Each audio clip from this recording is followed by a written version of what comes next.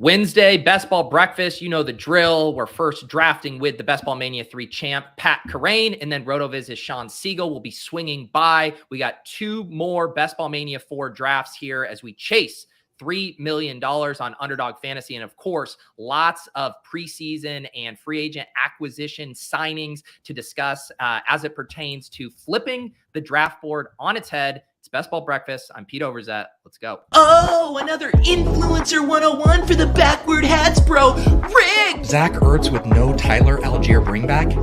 Yikes. You reached around for correlation? That's a no-no. You ADP bros disgust me. How about you just live a little? Handcuffing might actually be a way to get unique if the field's avoiding it. The Wi-Fi at this resort is a disaster? These fucking streamers don't have player takes. What if a piss boy draft is the room you need? Oh!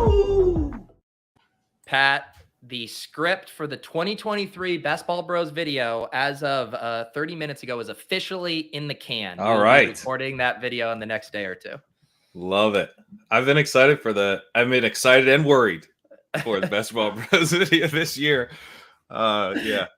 It was in our private chat yesterday, Kerrane, No. I think Leone had asked a question about a dynasty trade, and Pat was like, It was Breece Hall. He got an offer for Marvin Mims and Breece Hall for Devontae Smith. There you go. And Pat said, run to the podium to accept it. And I had just written in my script the Best Ball Bro phrase, run to the podium. And look, when Pat says no one is safe, I would say I'm probably the least safe of everyone. I would say this year, I see myself in my cliches on the script more so than I have any other year, which I think comes with the territory of streaming all 150 of your drafts.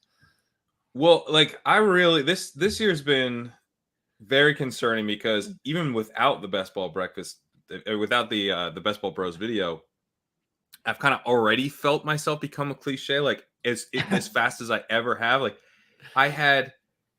I mentioned that, I think it was on a podcast with Bime4. I talked about how your portfolio can't win you anything. You have one of these teams will win you something. So if you're taking guys, that you don't take a lot, you want to build them on really smart teams, at least build teams with the guys you're fading that could be really good, and try to do that, not just throw in a share just to get a share. But Davis mentioned on another pod, he's like, yeah, Pat, I think you mentioned, they kind of referenced that point. I was like, oh, that's cool. And then the next time I was on with Davis, he goes, our portfolios can't win us anything. This is oh, God damn it. We're not to cliche.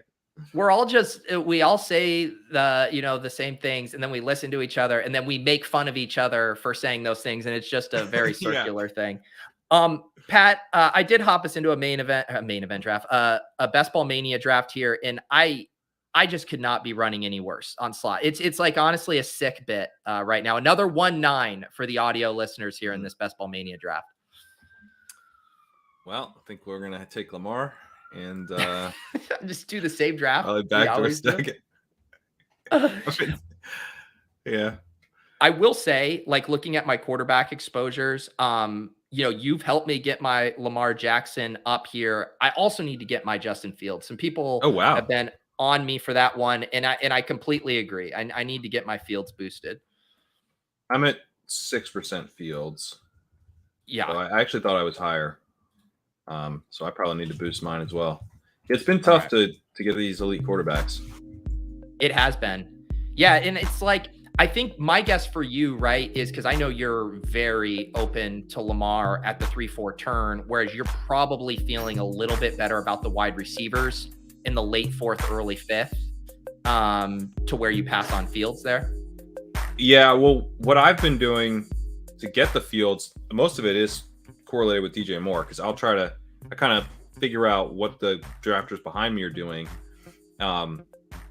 A quarterback, or if I have Burrow as cover and the two hole doesn't have a quarterback, but the 1 hole does, then I'll usually just take DJ Moore, and Fields comes back. 99% of the time he's going to come back on the wrap, so you can kind of push him that way.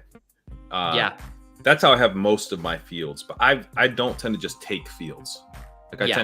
Sometimes I'll do it with Drake London, where I'll be like, I can either Fields will come back, or I can get DJ Moore if he lasts. One way or another, I'm starting to build out that game stack, but Yep. Yeah.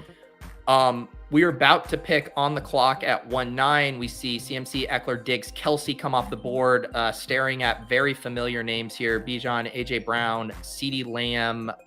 Anything you would do here or play the hits? Well, how worried are you about? I would say let's go Brown because the way the board is gonna fall, right? Right. The 3-4 is probably not gonna be wide receivers we love. Yeah. So we take AJ Brown here. Let me see. Yeah, Nez talking about the Data Bull stream has me spooked. Definitely check out Nick's submission. He basically reinvented the idea of value-based drafting and value over replacement and looking at the current landscape as well for ADP, and it does not paint a nice picture for the elite QBs at these new prices. So highly recommend checking that out. I wrote about all 5 of the best ball Data Bull submissions in my newsletter on Friday, and you can check out that stream on the channel as well. Pat, we are back on the clock here. Barkley, Pollard, Waddle, Olave. What do you think? I would lean Waddle since we're going to take Lamar anyway. But Pollard is also good, but I know. The room kind of wants us to take Waddle, I think. Do you think I took Pollard? I did a Pollard Waddle combo. I don't know if it was Monday or yesterday. Everything blurs together. Do you think Pollard ends up settling at the 1-2 turn now that the specter of Zeke is no longer in play there? I do. He's one. We ended up moving up in the legendary upside rankings. He someone that was like, not necessarily the first guy that comes to mind when Dalvin Cook signs with the Jets, but I think is a beneficiary that Zeke and Cook have signed elsewhere. I don't think Lenny's really a great fit for the Cowboys or likely to go there. So he's probably that's the backfield in Dallas, which is pretty awesome for Pollard. He's also looked healthy. I mean, you're getting a huge discount on Pollard early. Like pre-draft, he was going in the 3rd round, the mid to late 3rd round, I think. So, it's all broken right.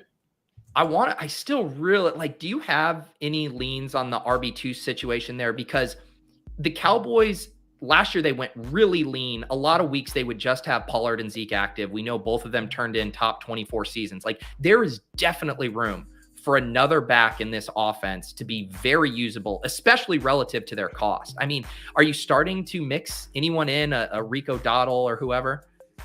I haven't. Partly because I don't know. I just don't know who the guy is. And then it's like, what's the payoff, right? The payoff it could be good if Pollard gets hurt and you have the right guy, but it's a lot of risks to take on. I think the answer is probably Malik Davis. If I was going to draft anyone, I think I've taken Malik Davis in some of the Pomeranian but super flex slows that I'm finishing up. Just all right, I guess I got locked out of running back 5. I'll take Malik Davis or something. Yeah, those are 20 rounds though. Yeah.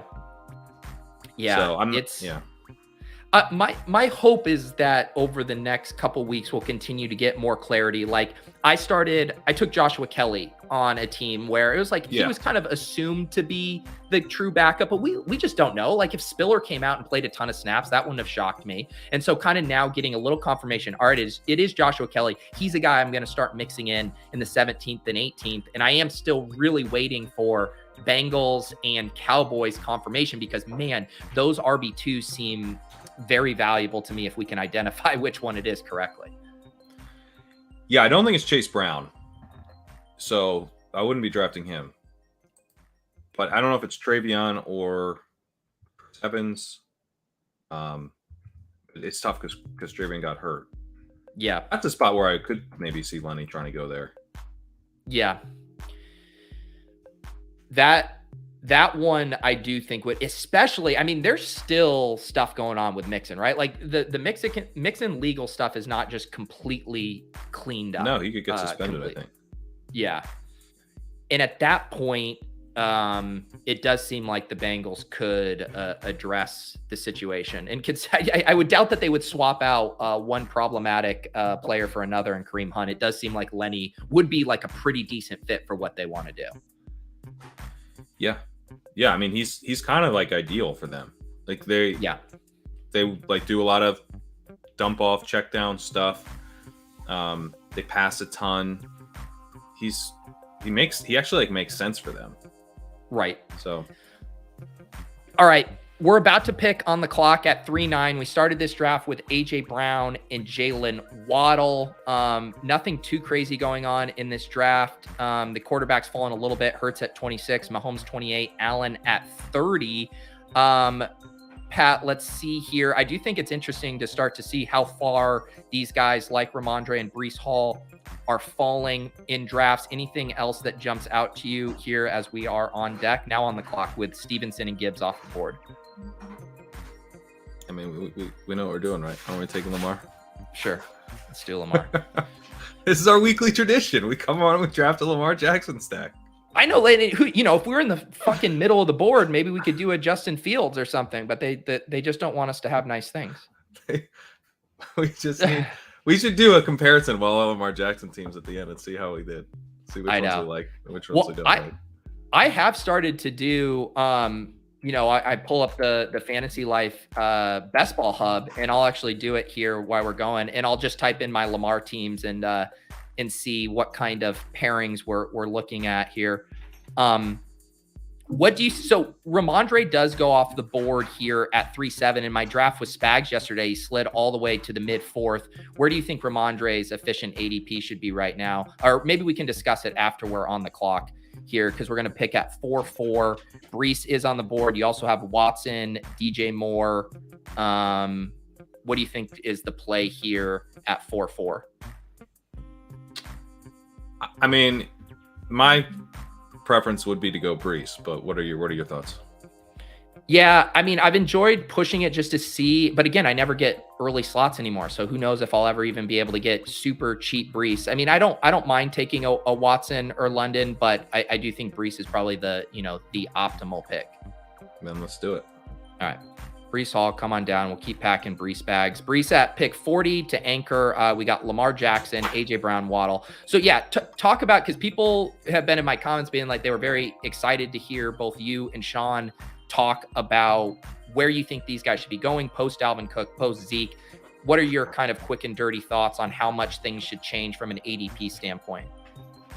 Yeah, I've actually been sort of perplexed by the discussion around Ramondre and then Breece, because they seem like fairly similar in terms of like, if we think about, like, if you zoom out, right, they both signed these guys who look pretty washed last year, and it definitely creates a bit more uncertainty around both players. I think it adds risk to both players. Mm-hmm. But then what I hear is, well, Ramondre was in a split with Damian Harris anyway, and Zeke's completely washed, so that I don't even know if it affects him at all. He should basically stay where he was. And then with Breece, the discussion seems to be, now that's not the only thing with Ramondre. You are hearing stuff about how he might get sniped on touchdowns, but there's like, I've heard the argument of like, Ramondre should basically go exactly where he was going. With Breece, it's like it's over. Like they're putting him in a casket because Dalvin Cook is going to be the starter and Breece is going to be a backup. Even though Connor Hughes had a quote, Connor Hughes, the beat writer for the Jets, he had a quote about how like they view this as Breece's team and Dalvin's there to just like help him get back. Jacob tweeted this out. Yeah, he goes, this is a quote from Connor Hughes. It's still Breece Hall's team, and quote, he's the Jets' bell cow the moment he's back. Cook isn't stealing touches from him. He's spelling him and helping him. This also isn't an indictment on Hall's health, I'm told. He's still on schedule. So I view this as bad for both of them in the sense that it creates risk. Breece was always a play for late season. But what does late season mean? Before, I was saying, I think late season probably starts around week 5. Now, it might start after the Jets' week 7 bye, that they would actually start to lean on him in a real way. That's annoying, right? That's going to create lower advance rates for my third-round Breece Hall teams. But I don't think it fundamentally affects his ceiling like at all. Like if he's as good as we, or at least I think he probably is, then he's going to be awesome down the stretch. And if he's not that guy, then he won't be. But it's still the same play as it was for ceiling. And even to play kind of like devil's advocate to myself, who has a very similar read on it as you, the risk is also like they can say that this is Breece Hall's team when he comes back. But if Dalvin Cook is playing awesome, like he's going to carve out a role, like he's going to get first crack. Sure. And if he's playing really well and breaking off big plays, like they're not just going to bench him. And so that risk is now introduced. But I think it's more likely that he doesn't play really well and they're super excited to get Breece Hall back out on the field. Right. But I do think you want to look at how likely that is. And people are talking about the money that Dalvin got and his production from last year. What do you want to do here? Kirk falls all the way to 57. I don't click a ton of him. I don't mind grabbing the value unless you see something else you like. If you want to, we can. I still have him ranked behind this. I'm not really, but we could do it. There's no one else that exciting that's left. I would take JSN over him. I would have, we could take Walker if you want. Oops, sorry, I had already clicked. No, it's fine. I think Kirk is probably better for the build. He was another guy too, because I have such a strong Ridley fade. I have been trying to get more Christian Kirk, and so if I am going to get him at a discount, that feels like a nice spot to do it. Yeah, that's a good one. Pat, people are still talking about your internet. Your audio's been good, but your video is lagging today. People can't wait for San Diego internet from Pat. All right, well, I'll talk to the landlord out there and try to make sure it's upgraded in time. Yeah. But well, at least the audio is good. What was I saying? Oh yeah, Dalvin's, like, they're talking about the money Dalvin got and his production from last year. Mm-hmm. But you can't, the money thing's interesting. Jacob Sanderson put out a post that I referenced already, but it's an awesome post. And, he was comparing it to like the money that you have at the end of an auction draft. Like, this is August money. Like they got this money from Aaron Rodgers taking, a contract restructure based probably to get Dalvin Cook. It's not like, and it's a 1-year deal. So if they're not liking what they're seeing from Dalvin Cook, they're not gonna be like, but we gave him so much money. They have nothing tied to him in the future. So the money doesn't really mean it like that much, I don't think. Marquise Brown, Evans, Dobbins. Yeah. I was gonna say Dobbins seems fun. This is why I said Kirk is probably better for the build, because we can just go get Dobbins. Talk about Dobbins too, because we were actually talking right before the show started that he feels like a guy that's going to be a mid-5th round pick here in pretty short order. It's an easy one, I think. Like he's going to sign probably like an extension or something. He's been holding in quite it was quite a friendly hold in. He was hugging the GM and talking to Harbaugh and stuff. And they were annoyed that he was doing it, but then no one seemed really aggravated. And now it seems like it's about to get worked out. So I don't know. I think people thought, they took it at face value that it was related to his knee. We saw him last year. He was very efficient. I'm not worried about the name. Yeah. And I do love the, one thing I've been wanting to do, and it's funny you mentioned Sanderson, who again has been doing some awesome work, although he's supposed to be on vacation in Galway and is out here like updating his ranks, but whatever. I know, it's crazy. He was on stream with me for like 2 hours from Galway. I know.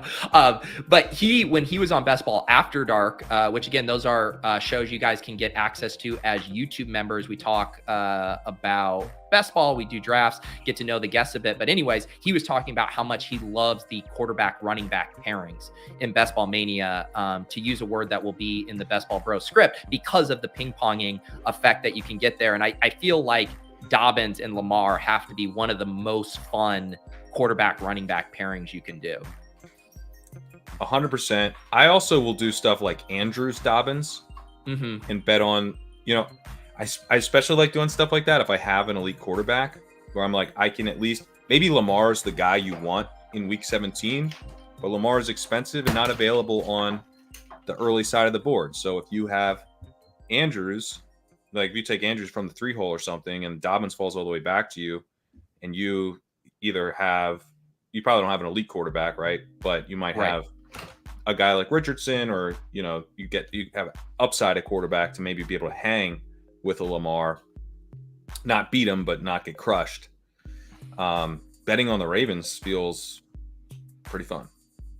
Yeah, it does. You know what, I found it easier. I saw some people talking about that it's been hard to get Justin Herbert lately for people, even when you take Allen or Eckler. Like, you have to really go out of your way to do it. One thing that is kind of nice about the Ravens is it does still come together decently. And I do say that here in this draft where Zay Flowers goes at 69, this was a very avalanche-y thing here. Like, up to Pickens, that's about normal at 68. And then, well, I guess the Pittman thing's not normal at 71. Yeah. But Zay and Elijah Moore here at 69 and 70 is definitely a little rich to what we're used to seeing here. Although Dotson still almost got back to us, so it's not that.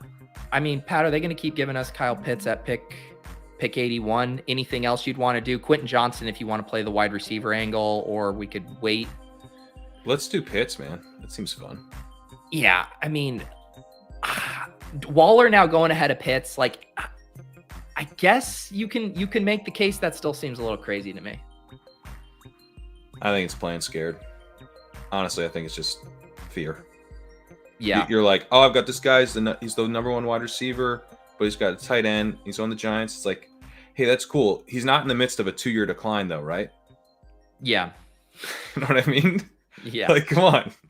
It's just a little, like, he's like 31 and his numbers have fallen off, like, significantly. Kyle Pitts, like, third-year dude who's flashed the ability to be like a legit wideout with tight end eligibility, and we got burned a little bit predicting the breakout a year before it came, hopefully. But guy had 1,000 yards as a rookie. It's not exactly like, I don't know, is he good? He's good. And now that there's like a legitimate difference in price, or like now that he's like going where Waller is, and there's like a gap up to Kittle that's pretty significant, he just seems like a screaming buy.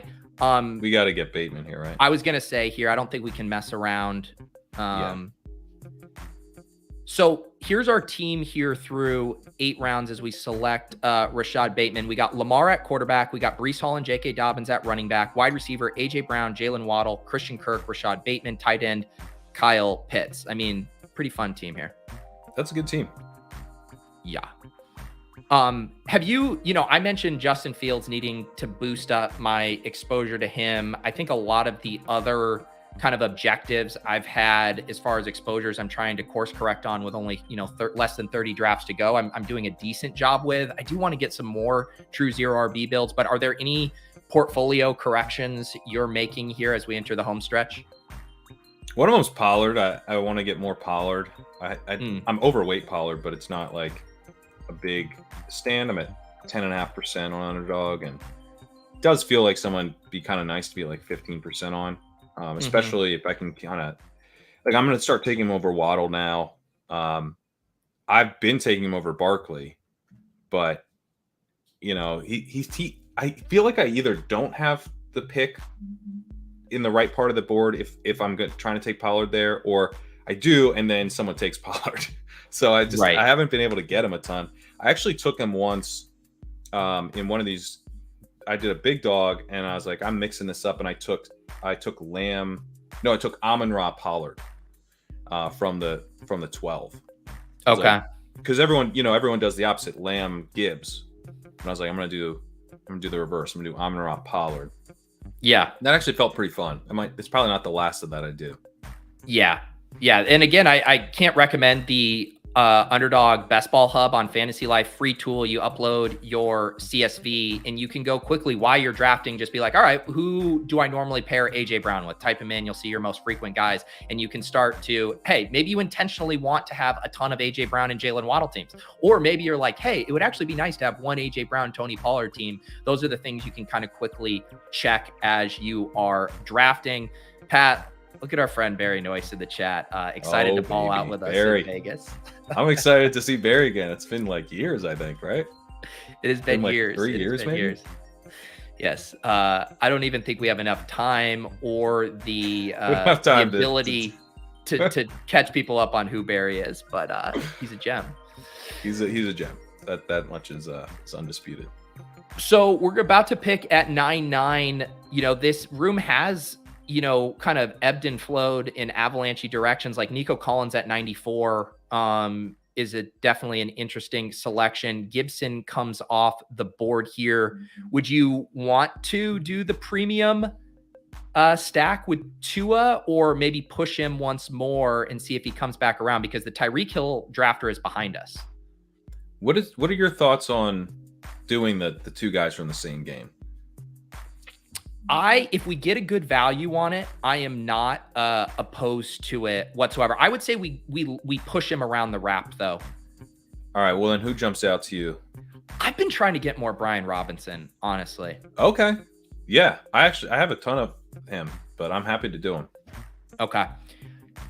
I think they're, one thing too, I was looking, I thought how they used those two guys in the preseason, both Gibson and him, was pretty encouraging. And the fact that they were both running a bunch of routes, I think Robinson ran one more route than Gibson. And if they're using those guys almost interchangeably, and if you get Brian Robinson the goal line carries and he's out there catching a few passes, I mean, he's very mispriced, I think, in this range. Yeah. And I've been wanting to get some more of him. I think he's the right answer in Washington. I'm at 6.7% Gibson and 16.2% Robinson. So yeah. I've been betting hard that the answer is Robinson, because Robinson's cheaper too. Like, yes. I'm not just taking the boring early down guy 3 rounds ahead. That's normally the way this plays out, right? And then we take the more exciting pass catching guy later. Gibson's more expensive. I will say Gibson, Gibson sometimes has been falling in drafts, but yes, I think by ADP. Pat, I even hate to say this too. I am open to Odell here if we wanted to do the double, or we can go with the Tua and be done at quarterback. I think we go Odell. Well, actually, I don't know. What do you think about Tua? Tua here is a huge value. He's a huge value. We spent a premium pick on Waddle. I don't mind the Tua Lamar in week 17 together at this price. We're gonna have more fun if we take Tua, right? Yes. I will say, Pat, I checked on, and I don't know if this was a team we drafted together. I'd have to go check. For some reason, it does feel like a team we drafted together. But I have another Lamar Jackson, AJ Brown team where we did Bateman and Flowers, and then we did Likely, and it also had Kyle Pitts. So this one gets us a Bateman with Odell, but we do still have a team. I'm pretty sure it was us, Lamar, AJ Brown, and Pitts together. So we're playing the hits. We are. I mean, we knew that from the jump. Yeah. So, yeah. Although we don't. Yeah. So we don't have Bateman and Odell. We got Lamar. Yes. Of course, it's a Brees team. I mean, yeah. Course. And we're done at quarterback now. This team through 10 rounds, Lamar and Tua at quarterback, running back, Breece Hall, J.K. Dobbins, Brian Robinson, wide receivers, A.J. Brown, Jalen Waddle, Christian Kirk, Rashad Bateman, tight end, Kyle Pitts. We do have a tendency, Pat, to always end up light in our builds because we can't avoid the Breece, the Kyle Pitts. And so we are going to have to get creative again at wide receiver. We are. Yeah. I think we'll be all right. Yeah, Odell in some ways would have been. I mean, look, I would have been happy to click Odell if Tua wasn't there, but it's like, man, you're getting Tua in the 10th. That's like a 2-round discount. Yeah. And we have Waddle. So.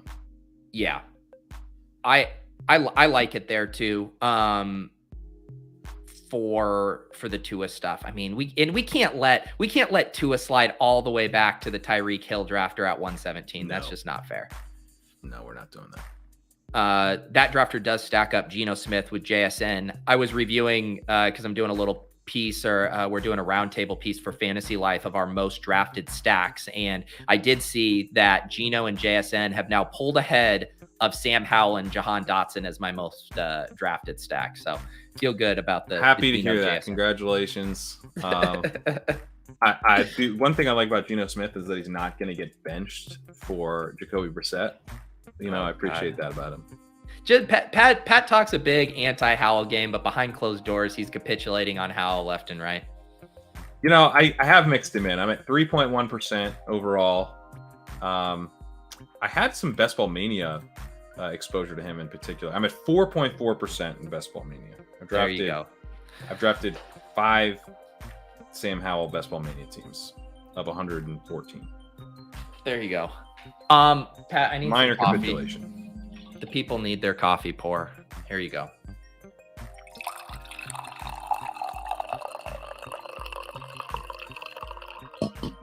Beautiful, beautiful coffee pour. Pat and I are about to pick in round 11 here. We, of course, have Sean Siegel joining us near the top of the hour for another Best Ball Mania 4 draft.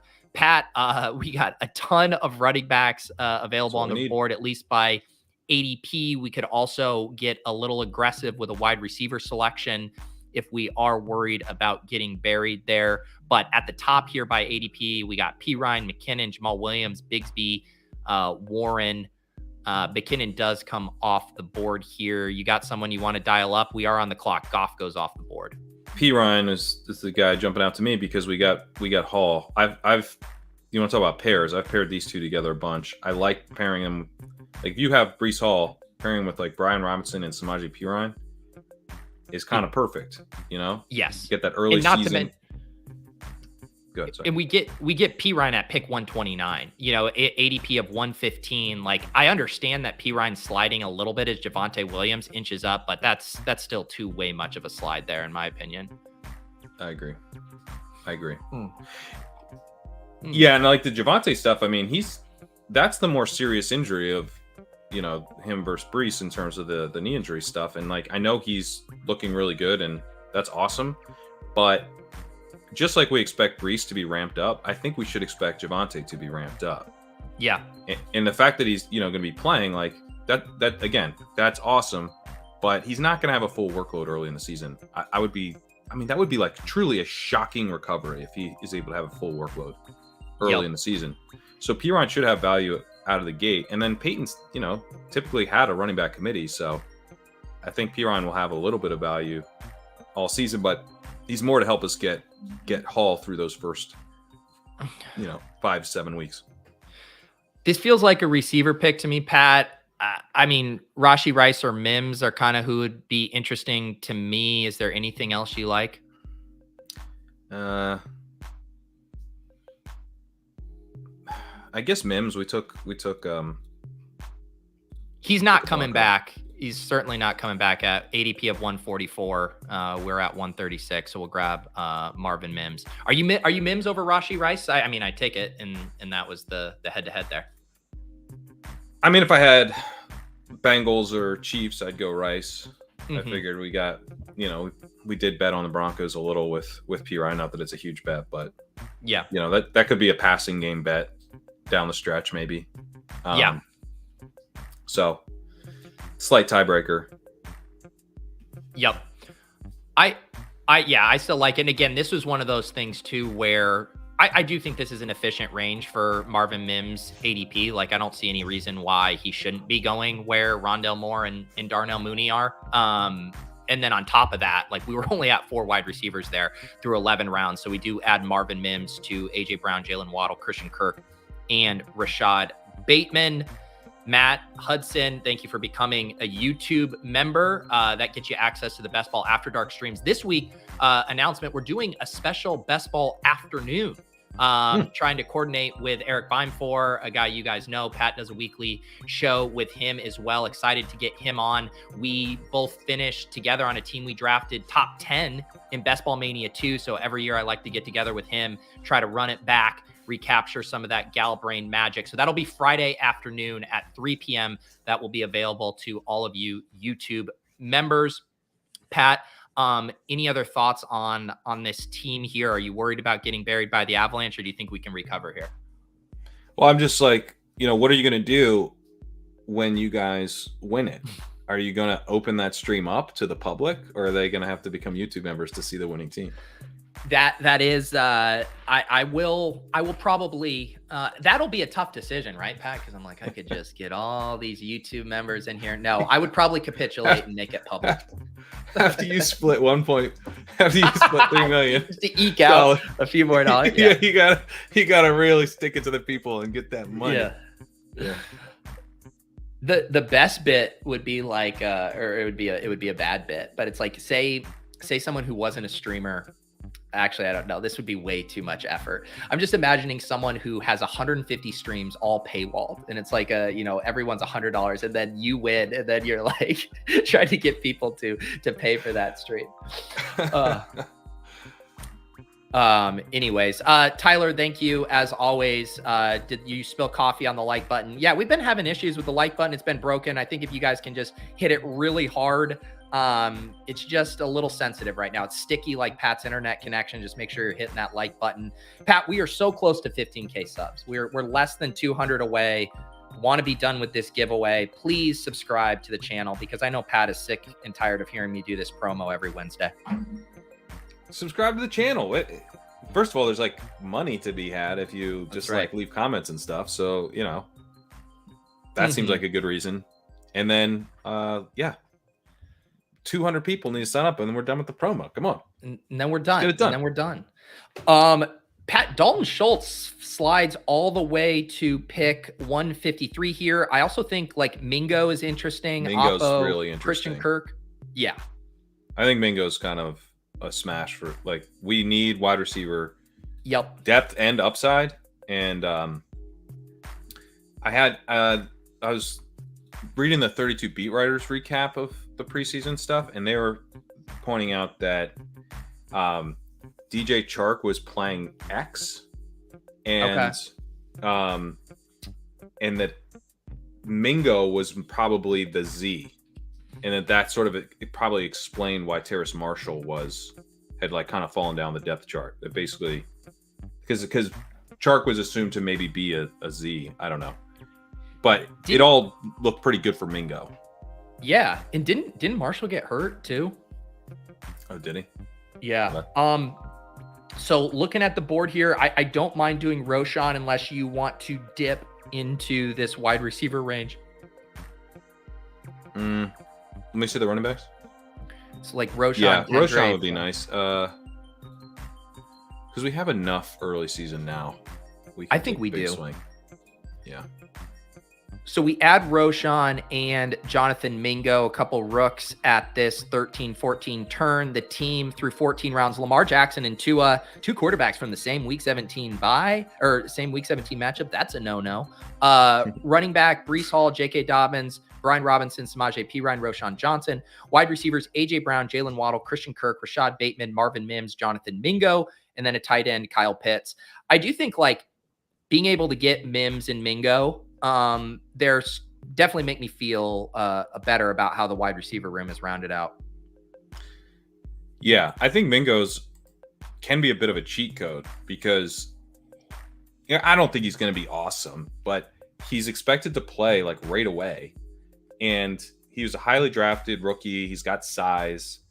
I think he's going to be used like on more kind of like underneath crossing intermediate stuff. Like he's not like a deep threat type of dude, but I think that means he could get some targets. Like they could be looking to get him targets because I think they drafted him for his after catch ability.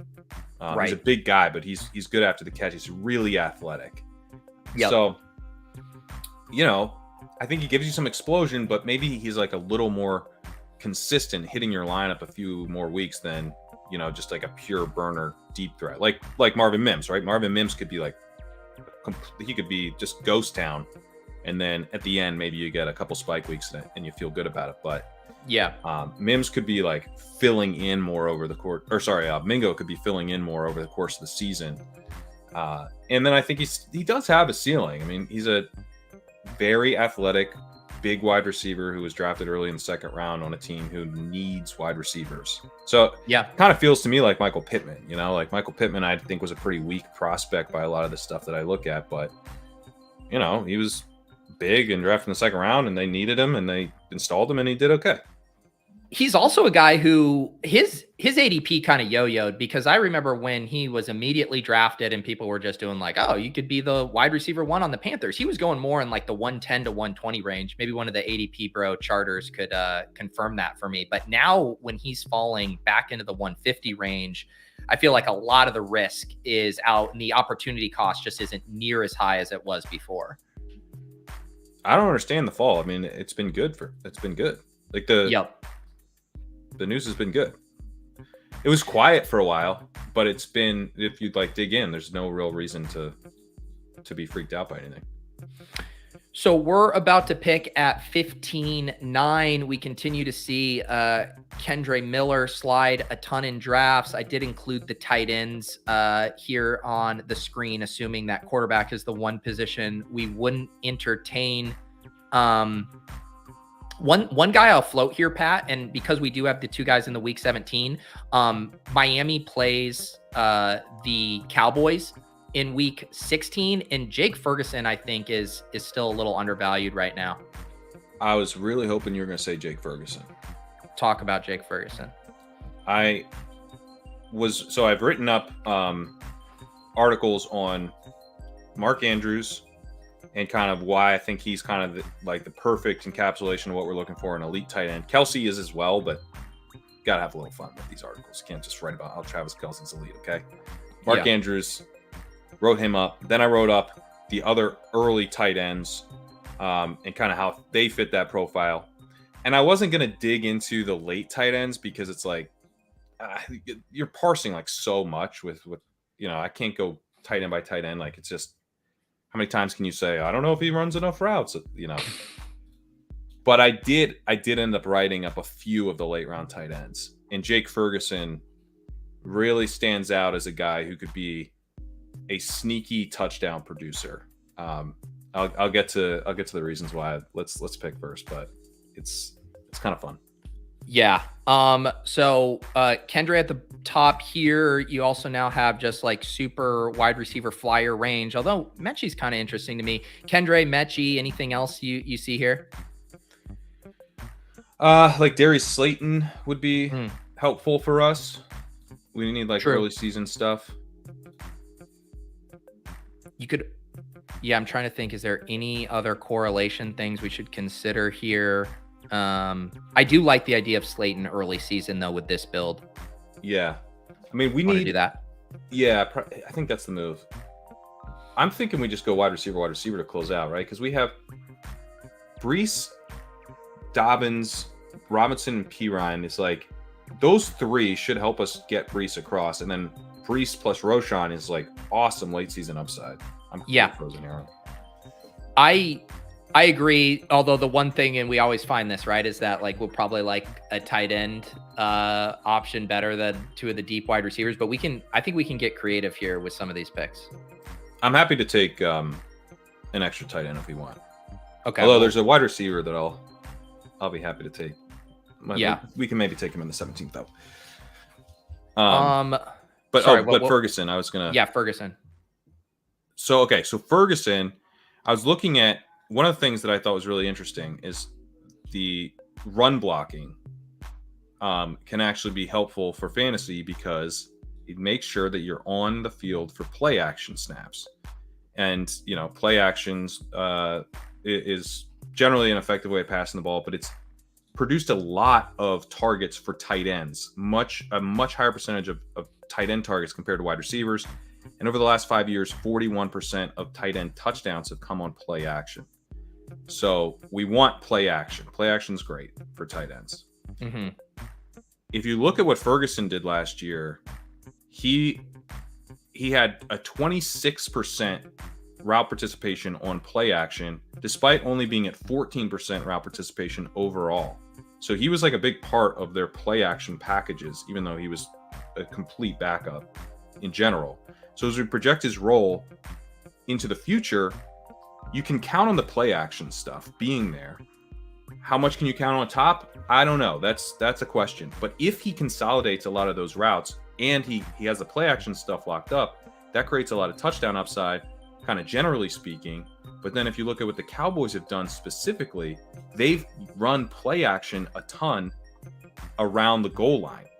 And so I think specifically for the Cowboys, they ranked 8th in green zone play action passes last year, and they ranked 3rd in 2021, even though they didn't run like an inordinate amount of play action overall. They ran it very heavily around the goal line. This was really good for Dalton Schultz. He saw 6 play action targets inside the 10-yard line. in 2021, and he saw 5 last year. Only Dawson Knox saw more in 2021, and only Travis Kelce saw more last year. So you're looking at the potential for Ferguson to rack up like 4 or 5 touchdowns on those types of plays. And then what happens on top of that, we'll have to see. So Wilson does go 1 pick ahead. I assume that's who you were. That's who I wanted, yeah. Yeah. Taysom Hill, pretty big slide here. Let's grab that, man. Yeah. I have no problem with that. Makes sense here with this build, and then we can find probably one more wide receiver to round this out. The Taysom Hill at 201. Did everyone just get bored with the Taysom Hill cheat code? And now we're just all in correlation mode, and we're like, I don't know what to do with Taysom Hill. Shouldn't the market be even a little bit more excited about him with all of the kind of ambiguity with the running back room? Yes. Yeah, that should be great. The chat's trying to get us in on Bobby Tree's early season upside. Are you buying the Tank Dell steam, or are you still on your boy Robert Woods? Robert Woods was rested with the starters. I mean, I've heard a lot of post Breece Hall. I heard a lot of listen to what teams are telling you. And what I'll say is listen to what teams are telling you. Robert Woods, man, he's a starting wide receiver. Anyone down? I mean, there's some like correlation plays a little bit that we could do here, but do you have any other, like last week you did give us Michael Wilson. I mean, we can do Robert Woods if you think he fits this build. Anything else you like? We could do Tutu Atwell if you want. He's another guy who's a starter. Yeah. A little more fun than Robert Woods, who's probably done, but maybe not done. Yeah. What else correlated? We don't have a ton. The Niners and Cowboys were our week 16 correlations with the quarterbacks. But Tutu and Slayton, I can see it now, Pat. Those two speeding up the game in week 17 love it. Each. Yeah. Seriously. There we go. That's how we There went. we go. So we put a bow on this team, 18 rounds in the books. We go with a 2-5-8-3 build, Lamar Jackson and Tua at quarterback, running backs, Breece Hall, J.K. Dobbins, Brian Robinson, Samaje Perine, Roshan Johnson, wide receivers, A.J. Brown, Jalen Waddle, Christian Kirk, Rashad Bateman, Marvin Mims, Jonathan Mingo, Darius Slayton, Tutu, Davis Maddock loves when he high points it, Atwell, tight ends, Kyle Pitts, Jake Ferguson, and Taysom Hill. I think we recovered from a slow wide receiver start, Pat. I think we got there. Yeah, I feel good. We got the upside, and then we got the early season stuff. It's nice to have it together in one player, but we had to split it up. We had to go get our upside with Mims, early season with Slayton, but I think we got there. Yeah. Yeah, it does help when we get some good values here. The Pitts value was nice. We got a little Christian Kirk value there. The Perine pick, 14 picks past ADP was nice. And then even the 201, almost 2 rounds after ADP. So whenever you can stack 3 to 4 like big ADP followers, it starts to feel like you snuck an extra pick onto the team. Yeah, the Perine one was real nice. We need it. Yeah. It's amazing when you need, I think this is why structural drafting works to a degree. It's like part of it's just understanding where you want to position yourself to scoop value. It's like, what would be great if we really needed a running back and then that was set up for us in a part of the draft where running backs are generally available, but you could get one who falls way past ADP as well. And then there we were. The Avalanche gifted us Samaje Perine. I would say the only thing that would have been, on my wish list for this draft would have been able to get one of those Miami running backs and get the kind of quarterback running back pairs for both the Dolphins. And you obviously have 3 cracks at it, but Mostert's inching up, and then, Wilson went on the opposite side of the board as us. So it just didn't work out. I want to go look and see if we should have prioritized that at any spot. Let's see where A-Chain went in this one. A-Chain went at 110, so that was right before we picked Tua, so that wasn't going to happen. And then Mostert goes at 152, So that, and we needed Mingo, or no, he goes right before us on this one. So that wasn't going to happen. And then I guess it would have been, we would have had to have taken Jeff Wilson over Roshan is how we would have gotten there. Which you could say we should have done, as Yeah. part of the correlation. We bet on Tua too, so having one of his running backs would have been nice. Yeah. Yeah. Yeah. So Doom says you already have 5 players from the Baltimore-Miami game. It's not actually because I want it for that game. It's that we made our 2 big concentrated bets from a season-long standpoint on these 2 teams. And we're also thin on correlation with the Dolphins. We just got that skinny stack. And so it's more that, hey, if the Dolphins crush, I want one of those running backs throughout the season, giving us, dare I say, a ping pong effect in 15-16. It's not because I want there to be a duel between J.K. Dobbins and Jeff Wilson in week 17. Pat, any other tight end thoughts you have? You obviously have that new article up on the site, the 2-parter, right? Looking at both kind of Mark Andrews and the criteria you are, looking at for tight ends, and then kind of applying that to the tight end landscape for this year. It's a 3-parter now. I'm going to have another part out tomorrow. So it was supposed to be a 2-parter, but I dug into some of the stuff on Jake Ferguson. I wrote up Chig Okonkwo. I wrote up my guy Durham Smythe. Some of these guys who I was in, Kate Otten, I also touched on. I threw out this new metric, which I'm calling paper, play action participation rate, and just trying to gauge, how big a part of the play action routes is kind of your overall role in the offense. Because if we look at guys, especially for guys like Okonkwo, Kate Otten, Smythe, Ferguson, we're looking at guys who are going to be scaling up their roles. So how is that, what is that role in the small sample, and how might it scale? And I think this is something that, we could have benefited from in the past, looking at stuff like this. One guy that jumped out to me was Dawson Knox. In 2020, we weren't really interested in Knox, but he had a big jump in his projected routes because Tyler Kroft left the team.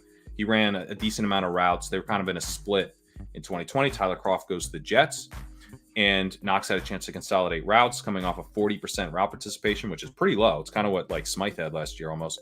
And so Knox had this opportunity. But when you looked at what he did in 2021, he ran a route on 41% of play action dropbacks. So his play action route participation was actually higher than his overall route participation, which was a really good sign for his ability to continue being in on those goal line plays, that play action stuff around the goal line, as his role grew overall. And obviously, the spike that we got from Knox in terms of his route participation doubling from 40% to 80% was pretty unpredictable. We're not gonna be able to project a guy to have that big of a jump, but he had a ton of usage on play action that year, 74% play action route participation. He scored 9 touchdowns. I think that part of it, that he was going to be involved around the goal line, was predictable to the extent it's going to be a big part of his role. Now, can we gauge how big that role is going to be? That might be tough, but we can expect that he will have that. As long as for as much as he's out on the field, he'll be involved in that part. And so highlighting some of the guys that I think that about this year. Well, I was curious because, I know you're using a lot of, previous NFL data to, filter for these tight ends. How are you applying that to the rookies? Because, the rookie tight ends are obviously of intrigue this year where they're going. Are you looking at any of the similar college metrics, or does it just not exist the way you're doing your process? Yeah, I'm not really looking at the rookies that way because I don't have any data on what their role is. But I would say, if you're thinking through this, that, not having access to play action stuff around the goal line is not going to be ideal. Now, it's not to say that Dalton Kincaid won't, because Dalton Kincaid, the Bills, if they're going to run 12, if they're going to pass out of 12, you would expect a lot of that would be around the goal line. And so maybe Dalton Kincaid actually does have a decent amount of play action stuff. But if they're running 11 personnel, my guess is that's still Knox. And so I think, it's like thinking through, it's one of the reasons why Laporta is starting to look very interesting to me. Because Laporta is a guy who we do expect to play traditional tight end. They're running 3 wide receiver sets. They have 1 tight end on the field. Who is it? It's Sam Laporta. And that's how you make sure you have access, not in specialized jumbo packages, but just regular old 3 wide receiver play action. Laporta being in for that, I think is very likely. Like, he looks like a clear starter. That's where I think, Michael Mayer's kind of interesting, maybe more down the stretch with him. He hasn't kind of as clearly established himself so far as the tight end 1. But basically, I'm thinking through these tight ends, like who can take tight end snaps. So I think I just think people don't really understand how this works fully. Like Mike Gesicki, people talk about like he's a big wide receiver, but 78% of his routes last year were out of 11 personnel, which means he was the only tight end on the field. He's playing alongside 3 wide receivers. So Mike Gesicki opens up a ton of routes for some Dolphins tight end when he leaves, and is also a sign that, like, even when you have big wide receiver Mike Gesicki, you want him to be able to play the snaps designated for a tight end. He's not taking snaps from a wide receiver. Sometimes he is, but generally he's not. So tight ends should play tight end is generally my read on it. And so if you hear like, oh, he's just going to be a big receiver, like, yeah, he's probably going to be a big receiver for, 10% route participation, but what's he doing for the rest? Right. Pat, your internet is starting to lag on me there a little bit, but yeah, I think that's a very good way for people to be thinking about the tight end stuff. And now you mentioned Mike Gesicki, didn't I see he just dislocated his shoulder too? So that definitely stings. That's a bummer. Yeah. All right, Pat. So for the people, we're gonna have a couple drafts over on Ship Chasing the next couple days. Tonight at 9 p.m. I believe we're kicking things off. Yeah, we're doing a silver bullet draft on NFC. So this is a high stakes single entry contest. You can only get 1 entry. There's $5,000 in league prizes and a $50,000 top prize. So Pat, Gretch, and myself are going to be drafting in that. And then tomorrow night, we are going to be blending Wednesday Best Ball Breakfast, the champ and the banana stand. We're going to have Pat and Sean Siegel and, of course, Ben Gretch. We're going to be drafting an FFPC main event team with $1 million top prize. Pat, looking forward to those drafts tomorrow and tonight. Yeah, psyched for that. All right, guys, check out Pat over at Legendary Upside. We've been dropping the links down below. Check out that tight end piece. I also will have it in the show notes here as well. Otherwise, we will see you guys over on Ship Chasing. Up next, we have the Best Ball Banana Stand with RotoViz's Sean Siegel. Let's do it. If I can click my button.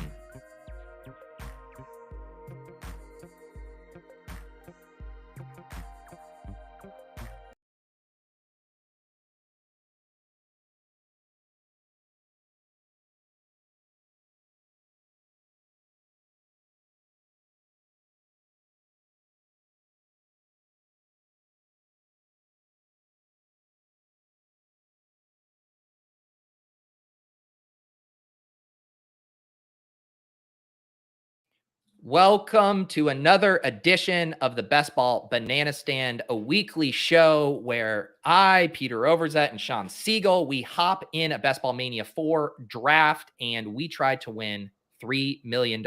Sean, it's insane how fast this summer has gone, and now we are getting some true shakeups in the ADP landscape thanks to some of these free agent signings. How are you feeling headed into our draft today? Good. It's been a crazy week and so much fun. I've been reading Pat's fantastic work on the tight ends as I prepare for our FFPC main event that you just mentioned there. I've also been looking at some other elements there, Pete, that are a little unsettling. I don't know if you have followed the Apex Experts draft, the awesome format that Mike Brody runs. But I drafted 5 running backs in the first 7 rounds. And in no point there was a different wide receiver really that much of an option because the point gaps were so extreme. And so, we'll talk more about that tomorrow night and how it might work into what we have to do. But I mean, that's one of the things that's made 2023 so much fun. And it's going to make 2024 fun as well. Ben and I just finished our projecting the first round of 2024 redraft leagues over on Stealing Bananas, which is always, one of the most fun things we do. So anyway, just again, things flying fast and furious. And this has been awesome. I can't wait to see what we get today. I know. I've been looking forward to this one. I know a lot of people are interested to get some of your updated thoughts on Ramondre and Breece Hall, 2 guys who have been, priority targets for us throughout drafting season. I'm sure we will hit on that in the draft. And yeah, I got to give a shout out to that episode. I listened to that last night. As Sean mentioned, Gretch and Sean do an exercise where they look into the future for ADP for next year. So it's kind of like a combination of kind of like a dynasty lens, but also how can you apply it to this year. And I think one of the reasons that exercise is so helpful, it's also one thing you've ingrained in me on these shows of like, when you draft these players, you're always asking yourself, could this player be a 1st or 2nd round pick next year? Can they wildly outperform their draft costs? Or are you just hoping that they can hit their ceiling and pay off that cost? And I think it's such a valuable lens, especially for these tournament formats where it's like their production weeks 14 through 17, it's going to determine where they go in drafts next year. And I think it's really helpful when we're drafting these tournament teams. It's been helpful for me, and it's just so much fun. You're going to miss sometimes, obviously, when you're projecting next year's first round ADP. But one of the things that did jump out to us was that a lot of the landmines, a lot of the veterans who fell out were guys that we had projected to fall out. And so, being aware of the risks and how you can miss if you feel like you're taking the safe play, right? You feel like, I don't want to lose my draft in the first round, in the second round, but you end up doing it because you don't go after it enough. That's one of the things that just always comes through for me. And occasionally, Pete, I do draft some more conservative teams just to make sure that I'm not missing on something that would help my process. Those teams do have the worst results.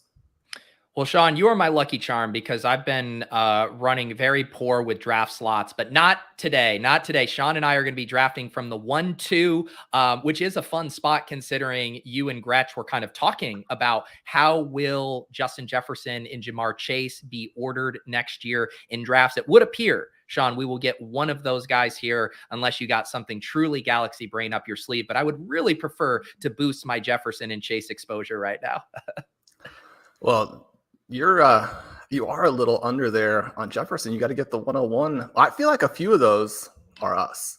And so, if Jefferson hits, you and I will win together. So Jefferson does go. So we will stay underweight there. But any day where you get to select Jamar Chase feels like a good day. Is that correct? That is. And in your, I don't want to give away too much from the episode, but you do have Jamar Chase flipping Jefferson in your 2024 redraft crystal ball ranks. Give the people a quick little tease on why you think that might happen. Yeah, I feel like I had a perfect explanation for it in the show. A lot of it was just for fun, but you have this situation here where I think we already got a little bit of a taste of Jordan Addison and what he can potentially do. I mean, he looked so smooth in the handful of plays that he gets in that preseason game. I actually have almost 0 Addison because I think it's tough for him to command the type of volume that it would take to pay off his ADP and to give you that chance to outperform by 3-4 rounds when you have a Justin Jefferson, when you have a TJ Hawkinson there. And yet there's also this, there's this risk that he just plays so well that it knocks Jefferson just enough. Now with Jefferson, we're talking about him, sliding down to the 102. So it's not anything where Jefferson's going to fall apart, but Chase, he's done some of these things, with obviously T Higgins there, with Tyler Boyd still in the mix a little bit, which you could see that fall out a little bit more. You could see Joe Burrow take the next step with Chase this season. And Chase hasn't been that healthy either. It's interesting that Chase actually hit, I would say, like a very middle of the road type of outcome for him last year.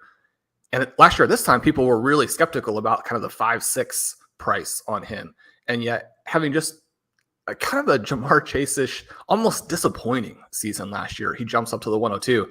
Imagine what will happen for him, if he has the kind of season that we all know is going to happen at some point in these next 3 or 4 years. So I assume some people might be saying, well, if Justin Jefferson has to deal with Jordan Addison, doesn't Jamar Chase have to deal with T. Higgins? Is it the kind of like Kirk Cousins versus Joe Burrow thing is where that really starts to tip the scales there? And I think especially when you're looking to 2024, we could see some of those gaps widen even a little bit more. Now, one of the things Ben pointed out is that you might have the Bengals pass a little bit less versus what game environment would suggest.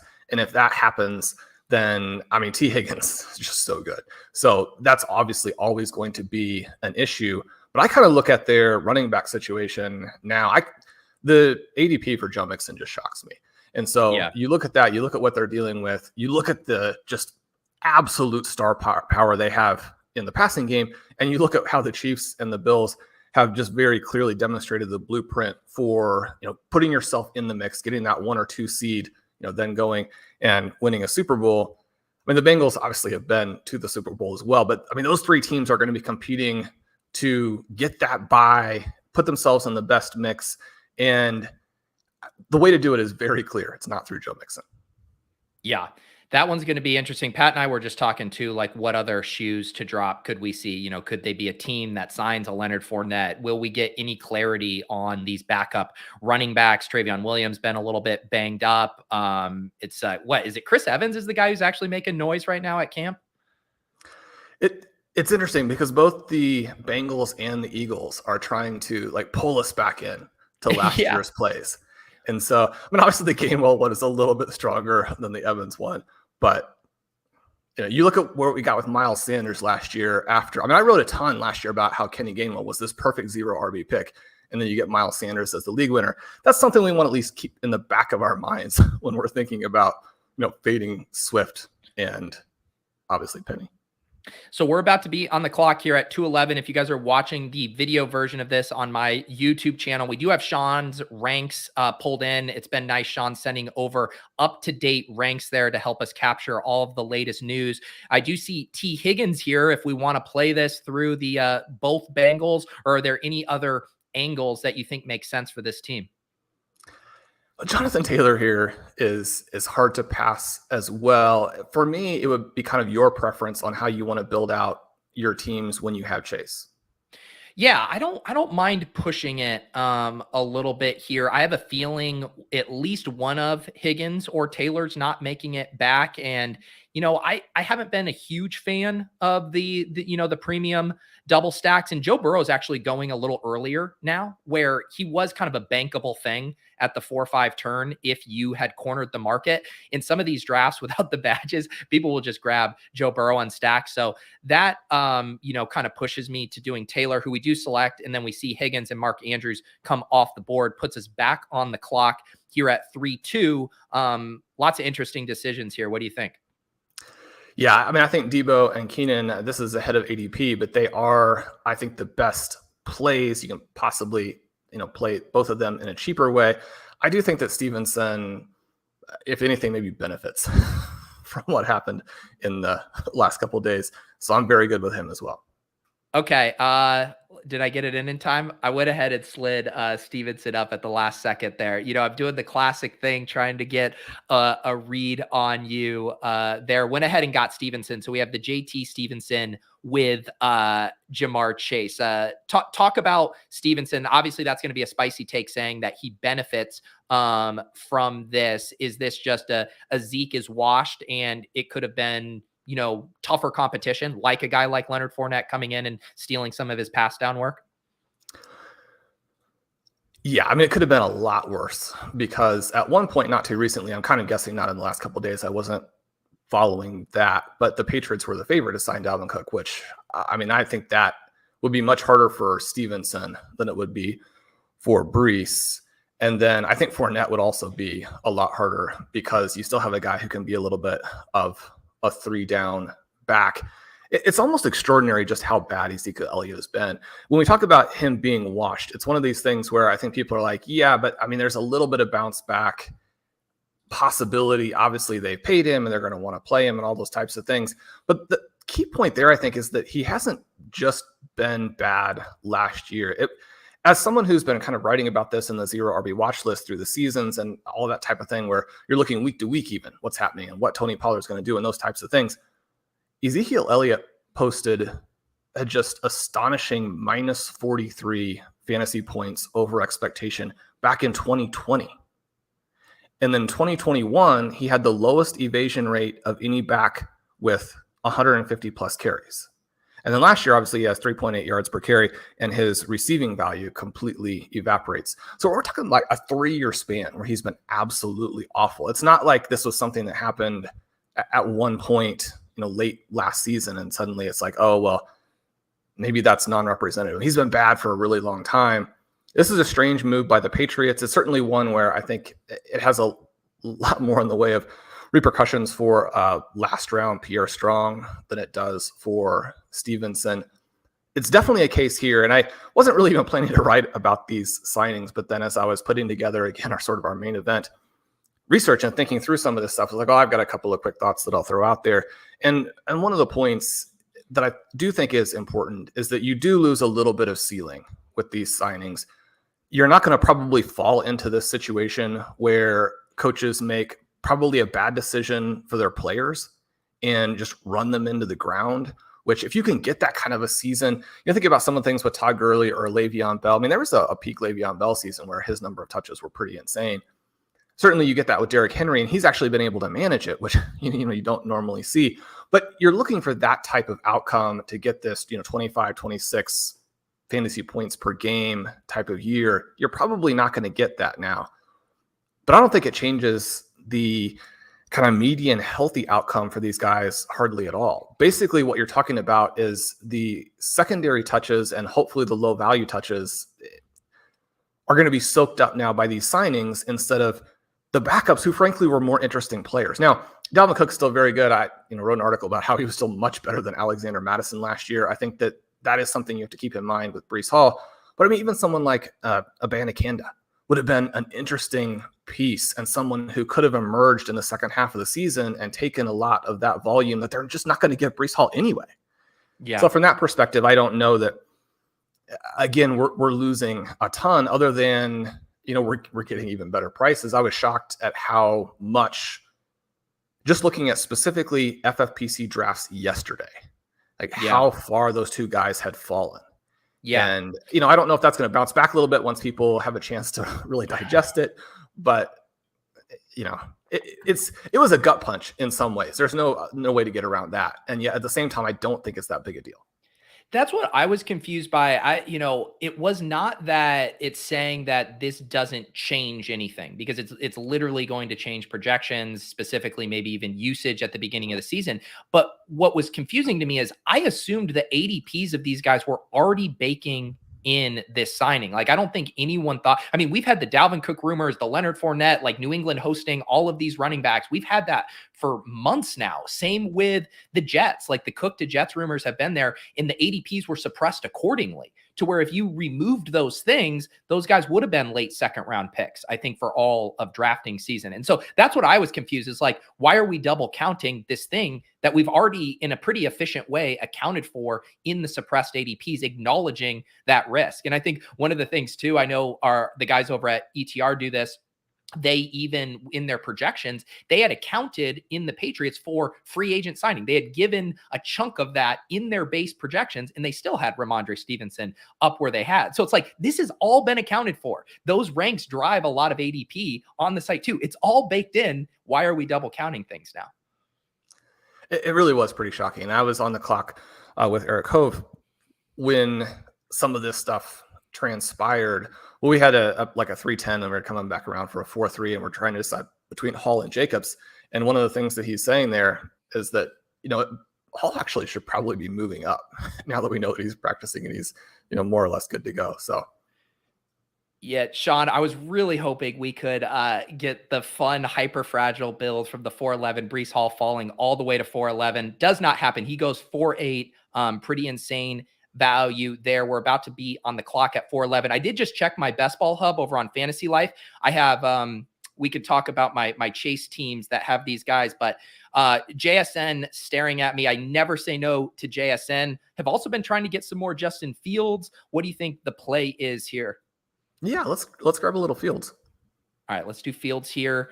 Yeah, I checked the hub and I have on my Jamar Chase teams, I have one that has Ramondre and I have one that has Jonathan Taylor, and they both have T. Higgins with it. So now we cut out T. Higgins and we get both of those guys on the board there together. We're about to pick at 5-2 here. The team through 4 rounds: Justin Fields, Jonathan Taylor, Ramondre Stevenson, and Jamar Chase. All alpha plays only. What do you think the play is here at the 5-2 here, depending on what Pybus Wrinkle does? It's tough to pass on JSN. I don't want to sound like a completely insane person, but I did have him in my 2024 first round projection. Yes, that one, it was such a hot take, Sean, that, I have the Deposit Kingdom Discord. We got lots of channels. There's a general channel, which is normally not used that much because there's no specific thing. And people were talking specifically about your JSN ranking in that general channel. So it has made some waves there. Sean, of course, have been extremely bullish on JSN here. And, people got shocked when we took him in the 4th round early in drafting season. The fact that we did push him to the early 5th. I mean, now we're just really showing some restraint, I'd like to think. Yeah, I mean, Justin Fields in the 4th was only so that we could say that we didn't reach too far on JSN. That's right. Yeah, I mean, it has there been, because with some of these guys, right? Like, I do know that you are, and I kind of want to get your macro thoughts on how you are processing preseason, because there's been a lot of push-pull over reactions, perhaps underreactions. How do you think about preseason as it is impacting? Like, when you send me over that updated batch of ranks, how much has preseason stuff, dictated some of those shifts for you?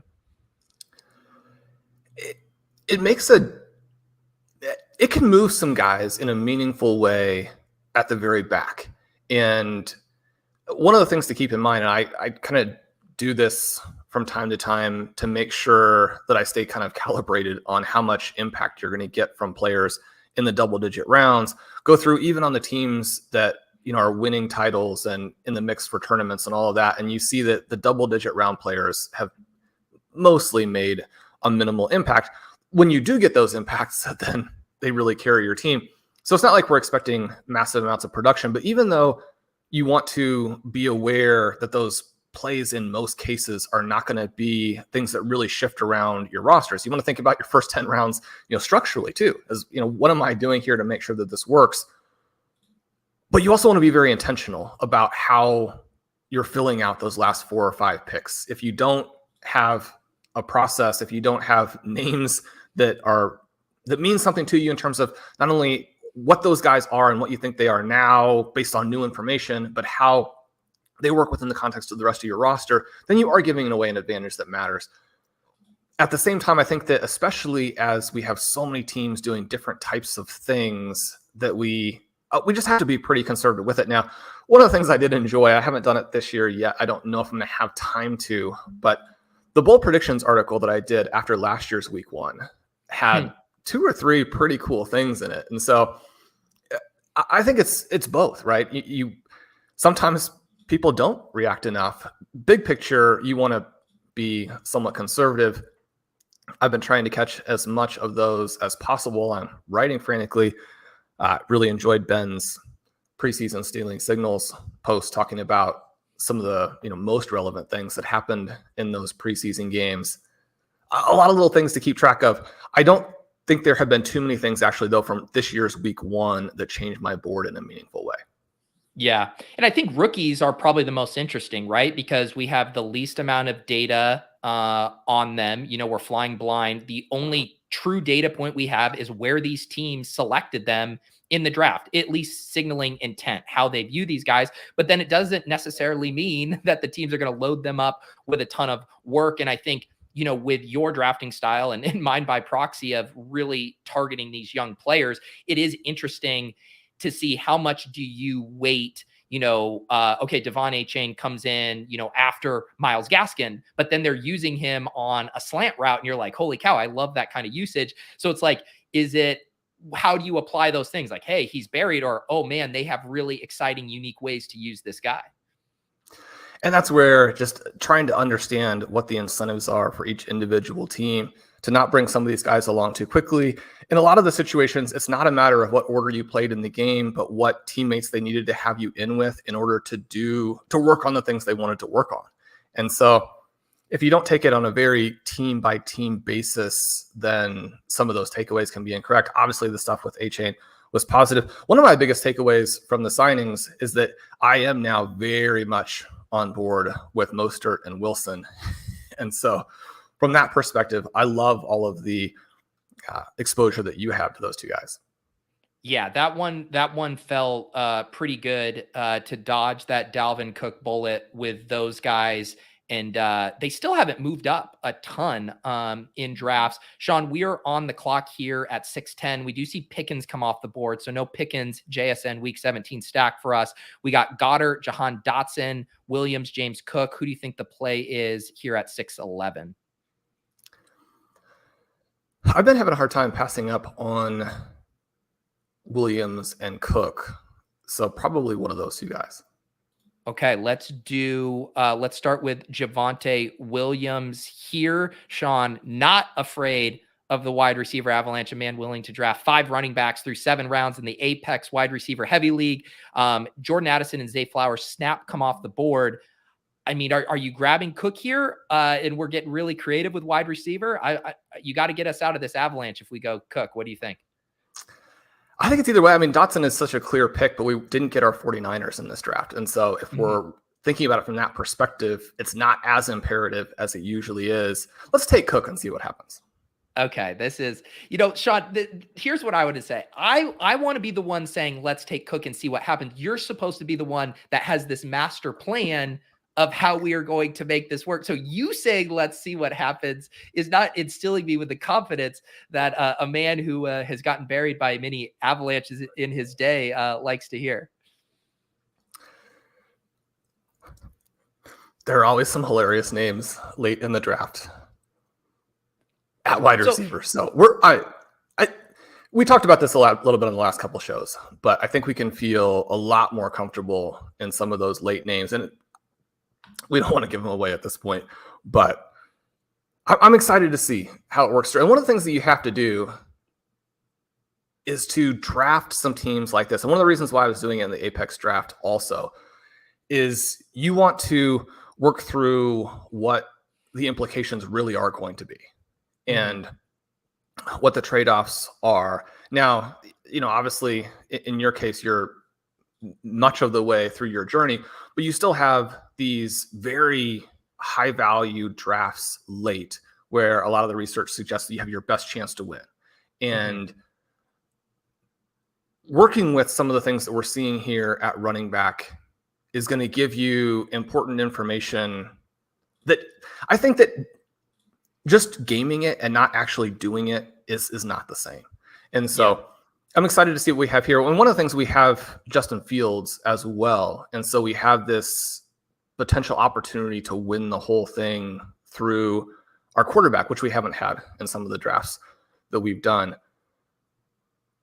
And in some ways, this is kind of a dry run too for the draft tomorrow night. If we end up with some running backs, how do you make that wide receiver element work? Now, the two formats are very, very, very different.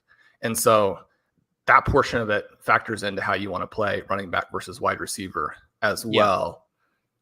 But especially after a week of preseason, I think it's going to be fun here to see what we get at wide receiver. Yeah. And, we're definitely going to find ourselves in tough spots, but I do also, talk about the different types of like combos and the different ways you build out teams. And I do think it is really fun to have some of these builds where you're still getting your guys. It's kind of the old thing where I've referenced it before. Hayden Winks on Underdog did an article where he showed that robust RB drafters draft one way and draft the same types of players. Zero RB guys draft one way and then draft the same type of players, where you draft like the other cohort, but then still get your guys and still build through the archetypes you like. And as being a really unique way to get on guys. So an example last year would be you do a zero RB build, but you take Josh Jacobs and Miles Sanders and guys you're not taking normally, but you're getting the structural benefits. And then lo and behold, you kind of nail that. So this is fun. I think we're going to have, we got our 4 running backs here. Hard to discount the upside of a JT, Ramondre, Javonte Williams, James Cook team. And now we're going to have to see which wide receiver sleepers you've been unearthing in your research lately, Sean. I'm looking forward to it. This is going to be fantastic. So we had Pitts go 2 spots before us, and that was the pick that I think was really unfortunate for us, because if he had made it to the 6-11, that would have been perfect with just our overall build, certainly with Justin Fields. If we could change something that obviously wasn't, our own pick, that would be what I would love to have a little bit different here to make this team better going forward. Yeah, I mean, Sean talking about the week 17 correlation there with Fields. I mean, the only other way you even get there is like with a mega reach on Drake London, because Drake London goes at 45. We weren't taking Pitts at pick 50. So yeah, it's tough to get there in certain pockets when you're trying to build out that game stack. We are on the clock, Sean. The best available wide receiver, Jamison Williams, Romeo Dobbs. We do have Ingram and Freiermuth at the top of the tight end queue here. What do you think the play is? Let's go back to the wide receivers and go ahead and take Jamison to give us that kind of crazy upside. He obviously had a mixed first preseason game there, but again, demonstrates his ability to get behind defenses like few other receivers in the NFL possibly can. And when you think about as well as Goff has played and how defenses have to account for Amon-Ra underneath, I mean, you're going to get some long Jamison Williams touchdowns, which I really try to avoid saying like this guy is better in best ball. I think that's almost always the wrong way to look at it. And yet, I mean, I do like him for that tournament element here. For sure. Let's see what the guy on the turn does here. They grab Antonio Gibson.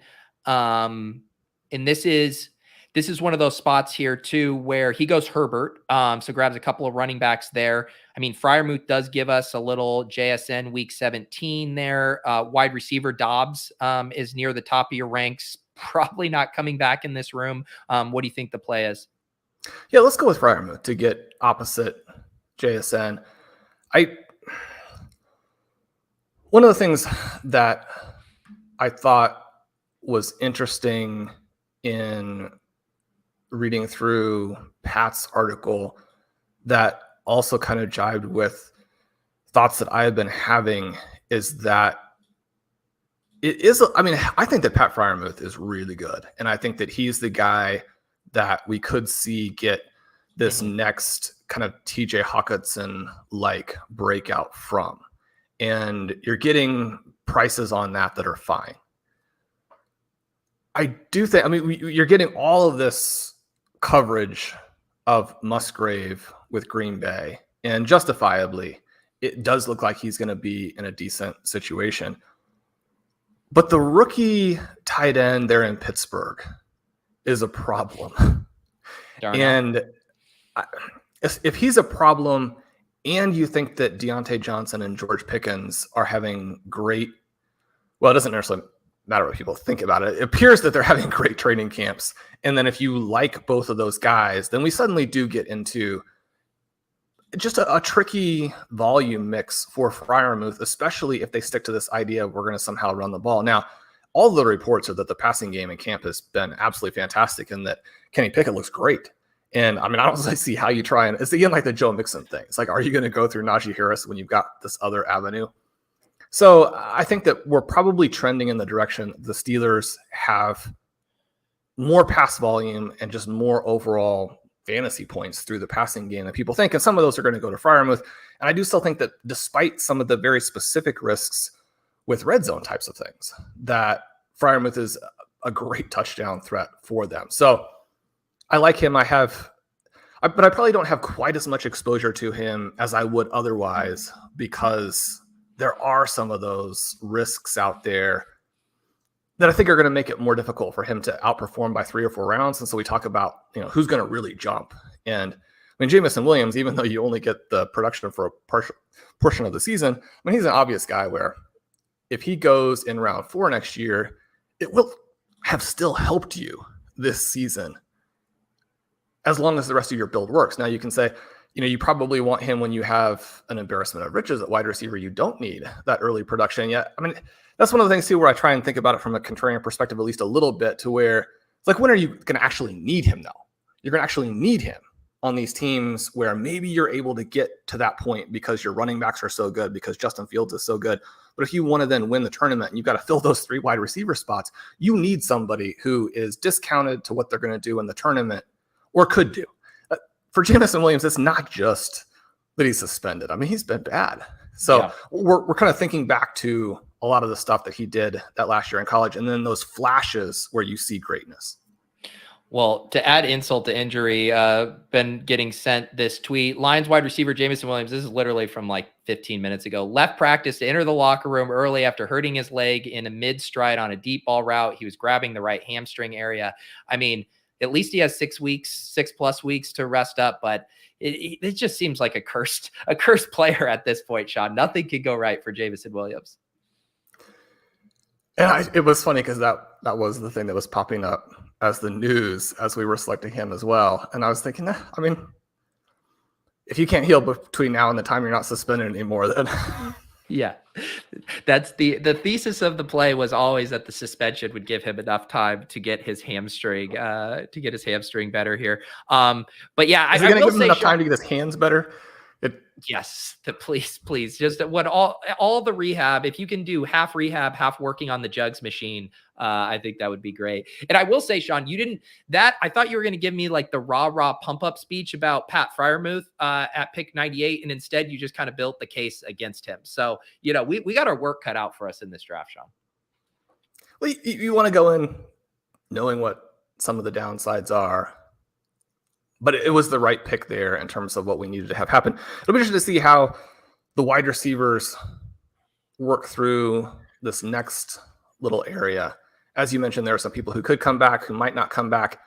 What are you thinking in terms of wide receiver reaches at this point, what we need to do relative to ADP, what you're seeing in this draft compared to a lot of the drafts that you do?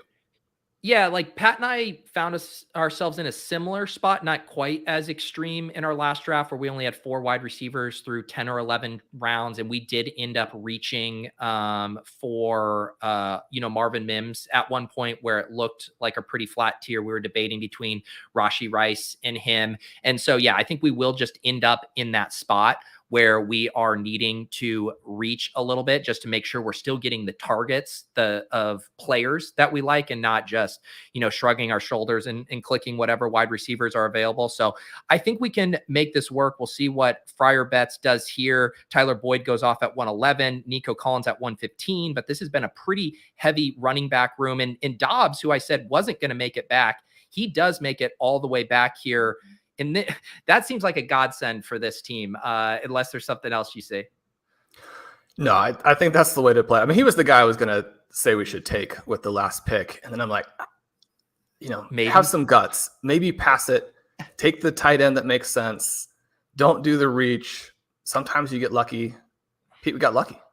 We did. You know what? Better lucky than good here. Some interesting guys at the top of the queue here, at the top of your ranks. So, Daniel Jones, we don't have any stacks, but he is a guy that gives you avenues to a lot of late wide receivers. Jaylen Warren, who further builds out our Pittsburgh bet here. We see Marvin Mims, his ears were burning. I have a feeling Pybus Wrinkle might be watching this stream, Sean, as he goes at 120. I am noticing you pushed up Kenny Gainwell pretty far in your ranks. And then I would also say on a team like this, Jacoby Myers could make a ton of sense. I'm not even gonna like rewrite the Gainwell portion for my 0 RB candidates. I'm just gonna take last year's words word for word, put it in there. No, I think Jacoby Myers is again the perfect type of player for this team, and really kind of a lucky guy to get here. I think we drafted him on a few of these teams. I always mention him as he's not a priority target for me, but he is the guy in this range who I think, from a full community perspective, there aren't too many players that I feel like I'm not like that high on. They're not priority targets for me, and yet also seem really undervalued. And I guess I don't. I mean, I love Marvin Mims. I've always loved Tyler Boyd. I would be really happy for Houston if their passing game panned out. I think that Stroud probably is a little bit underrated, even though, you know, he goes super early in the draft. People have high expectations for him. But I guess I don't understand how those three guys go ahead of Myers. And I'm not necessarily talking about, you know, specifically the drafters who picked him in this room, but just like from a full community perspective, why would Jacoby Myers, who has all of these great peripherals, is coveted by the coach that he's going to, is going into a situation where he fits what Jimmy Garoppolo does, you know, is going to have Devontae Adams to draw all of the defensive attention. I mean, you're looking at the possibility for Myers to be kind of the, not really like the 1B, but just the 2 that we've seen in that Patriots passing game, you know, through the last couple of decades, that sometimes the possession threat in that offense puts up just gaudy totals. And, you know, Jimmy Garoppolo is not Tom Brady. And yet when he's given a functional offense and decent pieces, his numbers actually compare with some of the best quarterbacks in the NFL. Again, you would say he's a system kind of guy, and he's being buoyed by his coaching and his weapons, but he is actually going into a situation where the coaching is probably going to be good. The weapons are probably going to be good. And so when I need a wide receiver pick, I think Myers just is such a great option for you there. Yeah, and I was going to say, I assume part of it too, because I know you have a big fade position on Devontae Adams. I assume this is also a little bit of a way for you to kind of compound that fade, as far as like, hey, if I want to invest in the Raiders, I'd rather do it through, you know, Jacoby Myers at 122 than Devontae Adams at pick 13. Right. And it's in no way, shape, or form suggesting I think those two players will score similarly, or that I think that they're similar talents or anything to that effect. But you are getting just such a massive gap between the two guys. And if there is risk for Adams, and if some of that comes from Myers, then, like you say, those two plays do kind of work in a connected fashion. So to recap the team here through, how many rounds are we through? 11 rounds. We got Justin Fields at quarterback. Our running backs, Jonathan Taylor, Ramondre Stevenson, Javonte Williams, and James Cook. Those might be, I don't know, 4 of your most favorite running backs in the league there. We got them all on the same team. Wide receiver, Jamar Chase, JSN, Jamison Williams, Romeo Doubs, Jacoby Myers. So, you know, Jamison Williams, can't expect any early season production from him, but I think in Romeo Doubs and Myers, we are banking some early season targets, which I know is going to be helpful on this team. And then tight end, Pat Freiermuth. It feels like we could have gotten in a much more precarious spot than we did. The Doubs and Myers there, I'm exhaling a little bit, Sean. The avalanche was coming, but we've carved out just a small shelter. It's still a little precariously positioned here on the side of the slopes, but we're going to be okay for a little bit. Again, I'm just kind of shocked that Doubs got to that point. He dropped in the RV Triflex Dynasty startup that I'm doing as well. And then to get a guy that hopefully we'll get in the 17th or 18th round today, I absurdly traded out of the pick that I could have used on him and ended up having to take a Josh Downs, which is sort of an interesting play for the future, but a pretty huge gap between those two guys this year. I mean, we talk about not overvaluing the first preseason game. And I guess one of the things that's great is that just the fact that Doubs kind of flashes again there hasn't seemed to move him necessarily a ton. You were getting all of the offseason stuff about Dobbs and Love having this great rapport. And then you have the early training camp stuff where Christian Watson is unstoppable. And you're thinking, well, I mean, that does ding the Dobbs thesis. But we're kind of back to where they're saying, I mean, both of these guys are thriving. Now, you do have some reports too from maybe some more neutral observers saying Love actually doesn't look very good. So there are a lot of different pieces to work with there. But yeah, I mean, I love getting Dobbs at that price. So we're about to pick here at the end of the 12th round here, a 1-4-5-1 build. Definitely going to be kind of a running back tight end portion of the draft as far as kind of like the ADP values and also the ranks here. We did miss out on Darnell Mooney. He was at pick 132. I don't think we were ever going to take him over a Dobbs or Myers. He probably would have been in consideration, though, if those guys were off the board and we were trying to find some kind of correlation tiebreaker there. Roshan does come off the board at 141. He would have been, I think, a fun pick to kind of build out a Bears bet. Let's see what Fryer does here. He goes Van Jefferson. A lot of people worried about Rondell Moore. What do you think about him? We also got Cole Kmet here. Any leans? Yeah, can you put Kmet in, but then also look at the wide receivers? Yeah.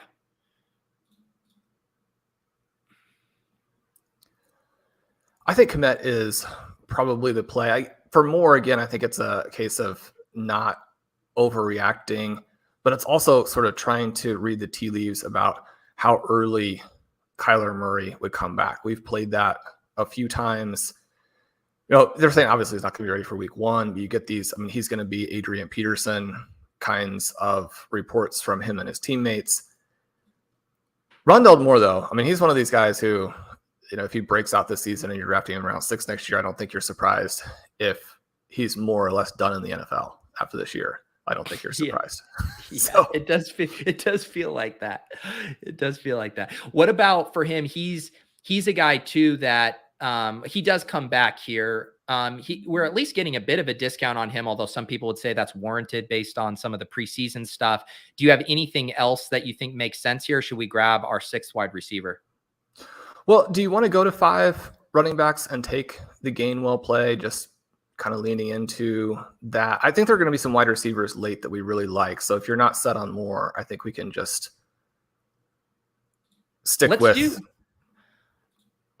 I want to hear you talk about Gainwell. So we do select Gainwell here. You've pushed him up in your ranks. His ADP is obviously inching up. You've obviously been very bullish on both DeAndre Swift and Rashad Penny.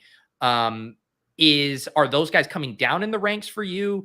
Or are you just saying, hey, I want to now make sure I'm getting exposure to all of these guys? Like, how are you thinking about the Eagles backfield right now? Yeah, I think that you have to be aware of how that could work without getting scared off completely. So I think that the prices on Swift and Penny were very good early to where you could load up. Now, people are saying, well, if you're dropping them, they obviously weren't good because you were wrong. But we're talking about all the different ways that this could potentially work out. And still, I think that you are probably more likely to get a Swift or a Penny league winner in the same way that Gainwell was talked up last year and you got Miles Sanders as the league winner. And yet sometimes it just takes that extra year. I mentioned in the Zero RB Candidates piece last year that Gainwell had some great peripherals in both the rushing and the passing game that could make him this high value touch machine for them. And they did use him in some spots that made sense that way, but they also removed him from Boston Scott a lot. And you're thinking, well, I mean, the whole thing going into 2022 was, can he actually beat out Miles Sanders? And then the relevant thing becomes, you know, can he hold on to this like niche role to where he's not splitting it with Boston Scott? But sometimes the whole thing just takes place a year later. And we know that Swift has the issues with the injuries. We know that Penny has the issues with the injuries. Every time I look these guys up to write about different things, one of the things I was doing to try and process the free agent signings was to actually make my rank of like the top 50 reality running backs. And how, even though maybe in some ways that's useless, it also sort of informs like, how are you thinking through this? Where do you think the talent actually is? Do we have these teams that are extremely loaded at running back, which obviously do, and then you have teams like the Kansas City Chiefs who may not have a top 100 running back on their roster, and you kind of wish that was more evenly distributed. And yet, I mean, Swift, Penny, what they have done when they're healthy puts them easily in that kind of top 40 range.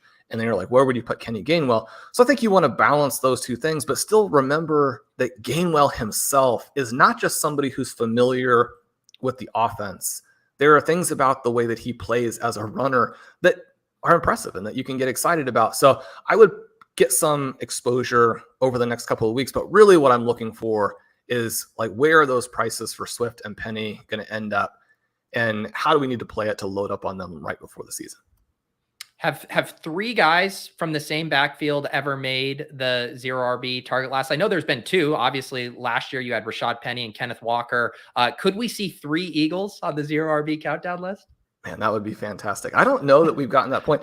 I think I've had a third guy like in the watch list where we talk about these players who, like, we don't even know if they're going to make the team, but maybe they make the practice squad, then they get promoted. Like, keep an eye on this guy for week 5, week 6 waivers. But yeah, I mean, the Eagles have an embarrassment of riches in so many ways, as do teams like the 49ers. You know, not surprising. Those teams are the NFC favorites. So we are going to be on the clock here at the 14-15 turn. We have a 1-5-5-2 build, always getting funky on Wednesdays with Sean. We got Justin Fields holding it down at quarterback. We got JT, Ramondre Stevenson, Javonte Williams, James Cook, and Kenneth Gainwell at running back. Wide receiver, Jamar Chase, JSN, Jamison Williams, Romeo Dobbs, Jacoby Myers, and then 2 tight ends there, Freiermuth and Cole Kmet. So get Fields stacked up there with his tight end, and we will see what comes back to us here at pick 167. I'm trying to think some of our quarterback options as well. You know, we're going to have some late guys available to us, although guys like Kenny Pickett and Jordan Love come off the board. So that wipes out a couple stacks here. Kyler Murray comes off the board. So we'll have to see kind of what we want to do at our other quarterback spot.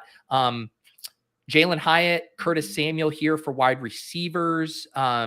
Kendre Miller's been falling like a rock in drafts. What do you think is the play? Yeah, can you show the full receiver group there? Yeah. What do you think about grabbing some Samuel real quick? Yeah, let's do Curtis Samuel. I think another guy probably in the same vein as like Dobbs Myers, as who's going to bank us some early season targets if this team, which is going to be, they're going to be very much in need of it, I think, with this room.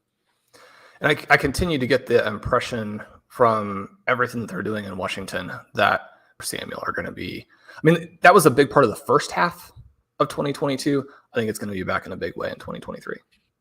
Yeah, that's a fun one too. Continue to get good reports about Sam Howell at camp as well, which is very encouraging there. The turn grabs Matthew Stafford, and we will see what they do here. And then we'll pick at 170 up to a 1-5-6-2 build here. Trying to see anything else. Wide receiver has been pretty wiped out, though. We did draft Jalen Hyatt, and I believe in the 150s last week. He is here at ADP, depending on what Wrinkle does. What do you think the pick is as he takes Kendre Miller? What do you want to do positionally? Are we set at every position other than we need another quarterback and then we need two wide receivers or one? We can talk through that. I think we definitely want at least one more wide receiver. My gut would say two, though. Let's take Devontae Parker here. Okay. Talk about Parker. We had been drafting a ton of Tyquan Thornton together. We aggressively drafted him. Are you now, I take it, starting to balance out that position with more Parker? And is Thornton undraftable now? How are you treating him? I don't think he's undraftable. And we saw, the catch. And as that ball went up, and I see it going to him there, and then he's going to have to make a tough play. It's one of those things, again, where you're talking about not overvaluing the preseason. Mm-hmm. And yet I do the thing where I, fast forward through all of these games just to try and watch them all and blitz through them and save as much time as possible. So there are often these moments where you're fast forwarding, you get to a spot and then it's going to jump back. So I actually have this paused moment where the ball is up in the air. You see it go into Thornton. You can see that there's going to be a hole. And as you're waiting for the DVR to handle the whole process, you're thinking, catch it. And so when he goes up and he makes that play, like, oh, well, now he's back in the mix. No, I mean, I think that we've gotten enough encouraging notes about how this offense is working now this year with Mac Jones. And we're back to like Mac Jones is good. And Mac Jones is going to be, your long-term, Jared Goff, Derek Carr type of QB, hopefully with some upside from that particular level. And then you simultaneously have an issue with Thornton probably not showing out. You have now this injury with Mike Gesicki, and you're starting to look at a situation where targets could end up being fairly concentrated. And you also know that Juju Smith-Schuster, I know I mentioned it on the show before, his numbers were fine last year, but anybody who watched the Chiefs games knows that I don't know if there's any, I don't have obviously the stat on this, but was there a player who got more of their yardage after Patrick Mahomes had sat in the pocket for 10 seconds than Juju Smith-Schuster? So I think that, again, it's not something where Parker becomes any kind of priority target. But when you're looking for guys who round out some builds like this late, I think you want to have just that little bit of exposure. Yeah, we obviously have Ramondre Stevenson and James Cook in that week 17 angle. Also in drafting Curtis Samuel and Devontae Parker, we start to open ourselves up to some backdoor stacks, which we obviously need to think through from a quarterback perspective. Of course, you got Jimmy Garoppolo kicking around there with Myers as well. But Sean, I think we're recovering here, after the tons of detours through 10 rounds. I'm trying to see any other steam that we're noticing from the preseason. Tank Dell goes here at 177. He's a guy that's been rocketing up draft boards. Looking at your ranks when we were on the clock, Gainwell seemed to be a big riser. When you were setting it, were there any other guys who made meaningful jumps or falls backwards? I don't know if it was actually a jump because I had been fairly bullish on him from where we were practice-wise, but one of the guys I was hoping we would get on this team is Rashee Rice. And it seems like everything is fine with Justin Ross. I don't even think that they're necessarily the one's role in any way depends on the other. But when you look at some of the things that are happening in camp, you look at some of the usage in the first preseason game, you look at just how, again, it's silly to look at one play and feel like, oh, well, now my thesis on this. But, he catches that wide receiver screen and he looks athletic. And that's the reason that the Chiefs drafted him there above where a lot of people thought that they should have, because Rashee Rice is, sort of your, bargain Quentin Johnston type of player. And in the Kansas City passing attack, that could be worth a lot for you. Yeah, that's an interesting one. I've been surprised his ADP hasn't budged. I think one thing I've noticed as I was always trying to do like psychoanalysis on the entire market is the market really hates these super ambiguous situations, whether that's the Giants wide receivers, the Chiefs wide receivers, the Bears running backs, the Dolphins running backs, that even when you get, some data points that point to maybe there's slightly less ambiguity here, or maybe this is just a spot where the payoff is so big that we should be willing to take on some of that risk. The market just does not want to deal with that stuff. And so it has been surprising to me post Kadarius Toney injury that Rashee Rice hasn't moved up more, and even some of these other guys as well. Just seems like there could be some big windfalls there. Let's get on the same. Go ahead. It's exactly a situation too, where I think a very specific outcome from last year that's probably not generalizable to all of the guys going forward is deflating the results. If Sky Moore hadn't had such a bad year last year, those other Chiefs receivers would not be so inexpensive right now. Right. All right, Sean, let's see what we're working with here at 16-11, where we are about to pick. We could be in the market for our second quarterback here. Probably have to be careful because not picking again till 2:15 if we don't select a second quarterback. We're still going to be grabbing wide receiver. Sam Howell does go. Do we want to build out something here with Mac Jones? Yeah, let's take him as a play that is internally consistent with this team and kind of what we're seeing from camp. He supposedly has been just fantastic. It opens some things up. I was hoping that we would get Sam Howell one more pick. I have to be honest with that one. But Mac Jones gives us, in some ways, a little bit more stability. It's interesting to kind of have that superstar in Fields where you're really expecting to get his points into the lineup most weeks. And then a situation with Jones that maybe plays off that even just a little bit better in terms of balancing some of the, actual incentives that you have.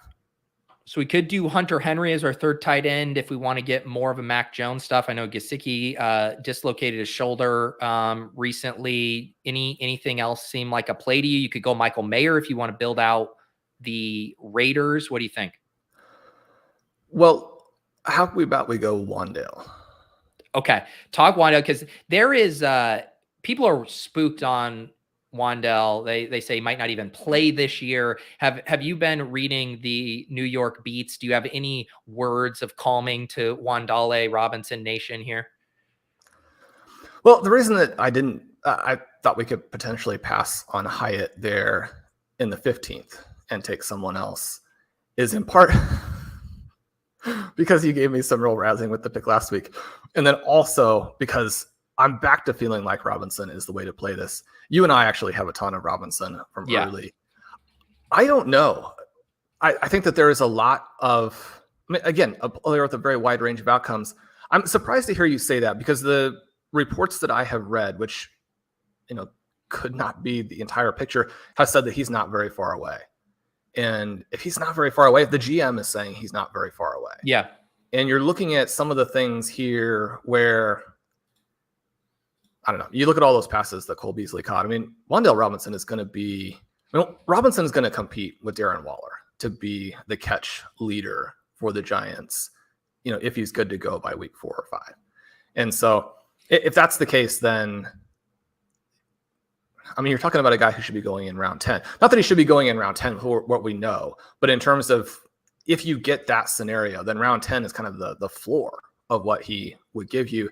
He's another play where I think that we can make it through the first month to 6 weeks with the guys like Parker and Samuel and Myers to balance out those couple early shots we took at receiver. I like having Jameson and Wan'Dale as guys who, when we're talking about winning the tournament at the end with those running backs that we have, with Justin Fields, I think that he's a player who, may not be on too many good rosters and also gives you that upside that you need. You talk about, and it'd be interesting to hear whether you think that he actually fits this or not, but you were talking about drafting a robust running back team, but doing it like you're drafting zero RB. Yeah, no, my only concern would be if he isn't ready for the start of the season. We're already behind at wide receiver. We have a guy in Jameson Williams who isn't going to be there for us. Can we weather that storm without having the production from those guys? Maybe JSN gets over to a slow start. Can we hang around with Chase, Dobbs, Myers, and Samuels? Is that enough would be my question. We do go with Parker there, and maybe we tack on another wide receiver. It is interesting. I did just a quick Google search, a quick Twitter search, and there's no reporting about Wan'Dale Robinson right now.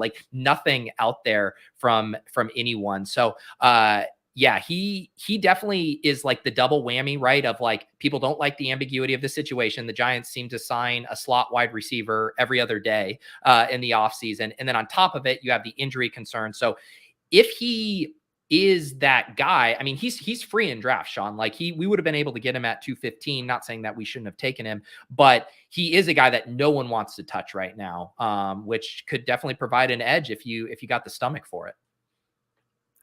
Yeah, and it's one of the things about doing the stream and not being able to spoil some of the picks early. If you were very confident that he would come back, then we definitely should have gone with Hunter Henry there with the other pick and make that move.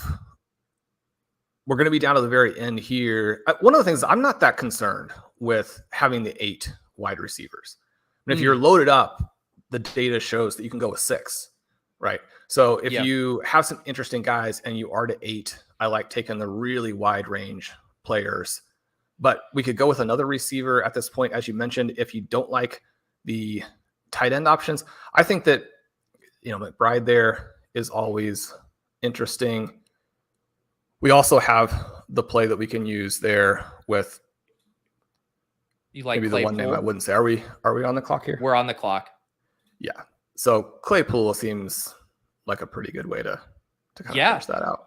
What's crazy is I've been seeing Chase Claypool go kind of even unstacked, in the late 190s, people getting excited about him. So to be able to complete the double stack with Justin Fields on a wide receiver kind of needy team here at pick 215, that feels like a pretty good click there. And then it just goes back to like, I think if I would have thought through it too, it's like, oh, maybe you take Claypool first and then Wandell with the last pick, but then it doesn't even matter because they both end up being available. So I don't know, Sean. I think we kind of stuck the landing a little bit here. It was a circuitous route, but 2592 build. How do you feel about how we rounded this one out? Yeah, I love it. I think that it's really easy. I've probably been more optimistic about our receivers than you have. And yet I do always want to note that it's really easy to think, okay, well, we've addressed this with volume, when really all you've done is add a bunch of receivers who never score in a way that helps you, or don't do it nearly often enough to advance, to put yourself in that mix. I do really like the specific guys and the fit that we got on this particular team, though. So I love where we are at, obviously, running back. I think that we could have one of these teams that just runs roughshod over the league because of those guys. And then when you have the elite QB play with Justin Fields on top of that, obviously we need Jamar Chase to stay healthy and to score in the lineup most weeks. We need that thesis on JSN to at least not be wildly off. If he doesn't get to where I'm talking about it, he can still do fine for you. And then the mix of receivers we have there, really in the end, I think it's going to come down to, in part at least, the tight ends. How comfortable, how confident are you in Freiermuth and Kmet? Both of those guys are kind of very mild targets for me. I usually select them after ADP because we're on the edge today and because of the running back build early that took us out of really consideration for running back values. And that's one of the things to think about when you get very heavy on a position early, is that then the rest of the way, if the best ADP values, and including guys who will be rankings targets for you, are at that position later, then you've hurt yourself in terms of being able to grab those values. So we take two tight ends here above ADP instead of how I usually do it, below ADP, but I do like them. I mentioned on the show before that Blair Andrews has a great piece talking about Cole Kmet as a potential breakout guy. I think that when we look at the enthusiasm around the Bears offense, which obviously, you get the couple of fluky touchdowns this last week, and I'm immediately getting emails from game providers saying, Justin Fields is on the move. I'm like, okay. But Kmet should be getting more of that enthusiasm to filter onto him than he has been. I'm not saying that he's going to be some great pick, but he works nicely here. Tight ends would really be my question, though. Do we have enough? Is the Hunter Henry pass going to be the thing that we look back on and say that's what we should have done differently? Yeah, no, I feel very good about a Pat Freiermuth, Cole Kmet anchored tight end team. And I will recap here the full team for the audio listeners. If you guys are listening on the RotoViz airwaves, we stream these drafts on my YouTube channel, youtube.com, Peter Overzet, every Wednesday. This is the team: Justin Fields and Mac Jones at quarterback, running back Jonathan Taylor, Ramondre Stevenson, Javonte Williams, James Cook, Kenneth Gainwell, wide receivers Jamar Chase, JSN, Jamison Williams, Romeo Dobbs, Jacoby Myers, Curtis Samuel, Devontae Parker, Wandale Robinson, Chase Claypool, and then tight ends Freiermuth and Cole Kmet. One other thing I wanted to ask you about this team, generally, when I think of like hyper fragile builds or robust running back builds where I'm getting 3 to 4 guys as early as we did, I'm often thinking of like, if I am adding a 5th running back, who is the guy that can realistically end up in that starting lineup and score over JT and Ramondre? And guys like Javonte Williams and Rashad Penny often check those boxes. Maybe a guy like Tajay Spears, who's purely contingent but could have a really big role. I don't generally think of a back like Kenneth Gainwell as the type of 5th running back in an early running back build. How were you thinking about him in this context? Or was this more of just like, hey, I want to get this exposure before he really shoots up? A little bit that, and a little bit very specifically that I didn't feel there were any good picks there. As we kind of discussed this, can we look at the board and see what our detours might have been or our other selections? But I guess maybe I think Gainwell actually fits that better. I actually think he's kind of fun when you have those other guys, because if Gainwell hits, I could see him hitting in a big way, especially on a weekly basis, where maybe he does end up with, some of these red zone, very high touch roles, to where, especially in that Eagles offense, you're looking at all three of Swift and Gainwell and Penny. I guess I just have a really hard time seeing a scenario where Swift and Penny don't factor in if they're healthy. But because the Eagles are going to score so many points, and because those touchdowns could be bunched in interesting ways as you move through the season, that from a weekly perspective, somebody who could get in the lineup over our four guys, I think Gainwell could be that. I think that's almost what he maybe does for you, unless the massive home run thesis hits and it becomes like this workhorse for the Eagles. I agree with you on Spears. I mean, my exposure to Spears, I think, is now the highest of any player. And so, wow. There you go. It's tough because, I mean, the thing I want most is for Derrick Henry and every player to stay healthy. If we do get some run from Spears, he's going to score some serious points.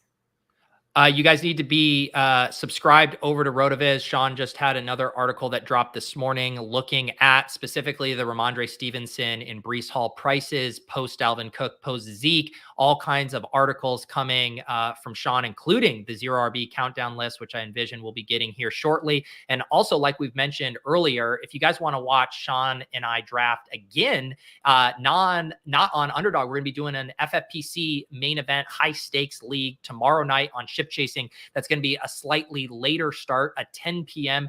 draft. We're going to do a double header. I'm going to have randomizer with RotoPat from Roto World. That's going to be on at 8. And then at 10 p.m., we're going to hop over to Ship Chasing, where Pat, Gretch, Sean, and I are going to draft a team with $1 million top prize that we're going to be chasing. And we'll see if we find ourselves in a wide receiver avalanche over there as well. Sean, anything else people need to keep a lookout for on RotoViz in the coming days?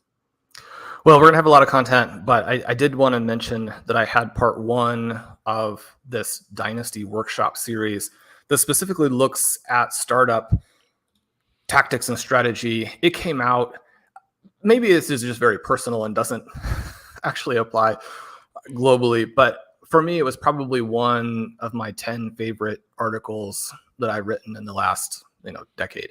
And so that part, and then part 2 is going to come out in the next couple of days, and it's going to look at trades and how you make those work, how it fits into your startup tactics.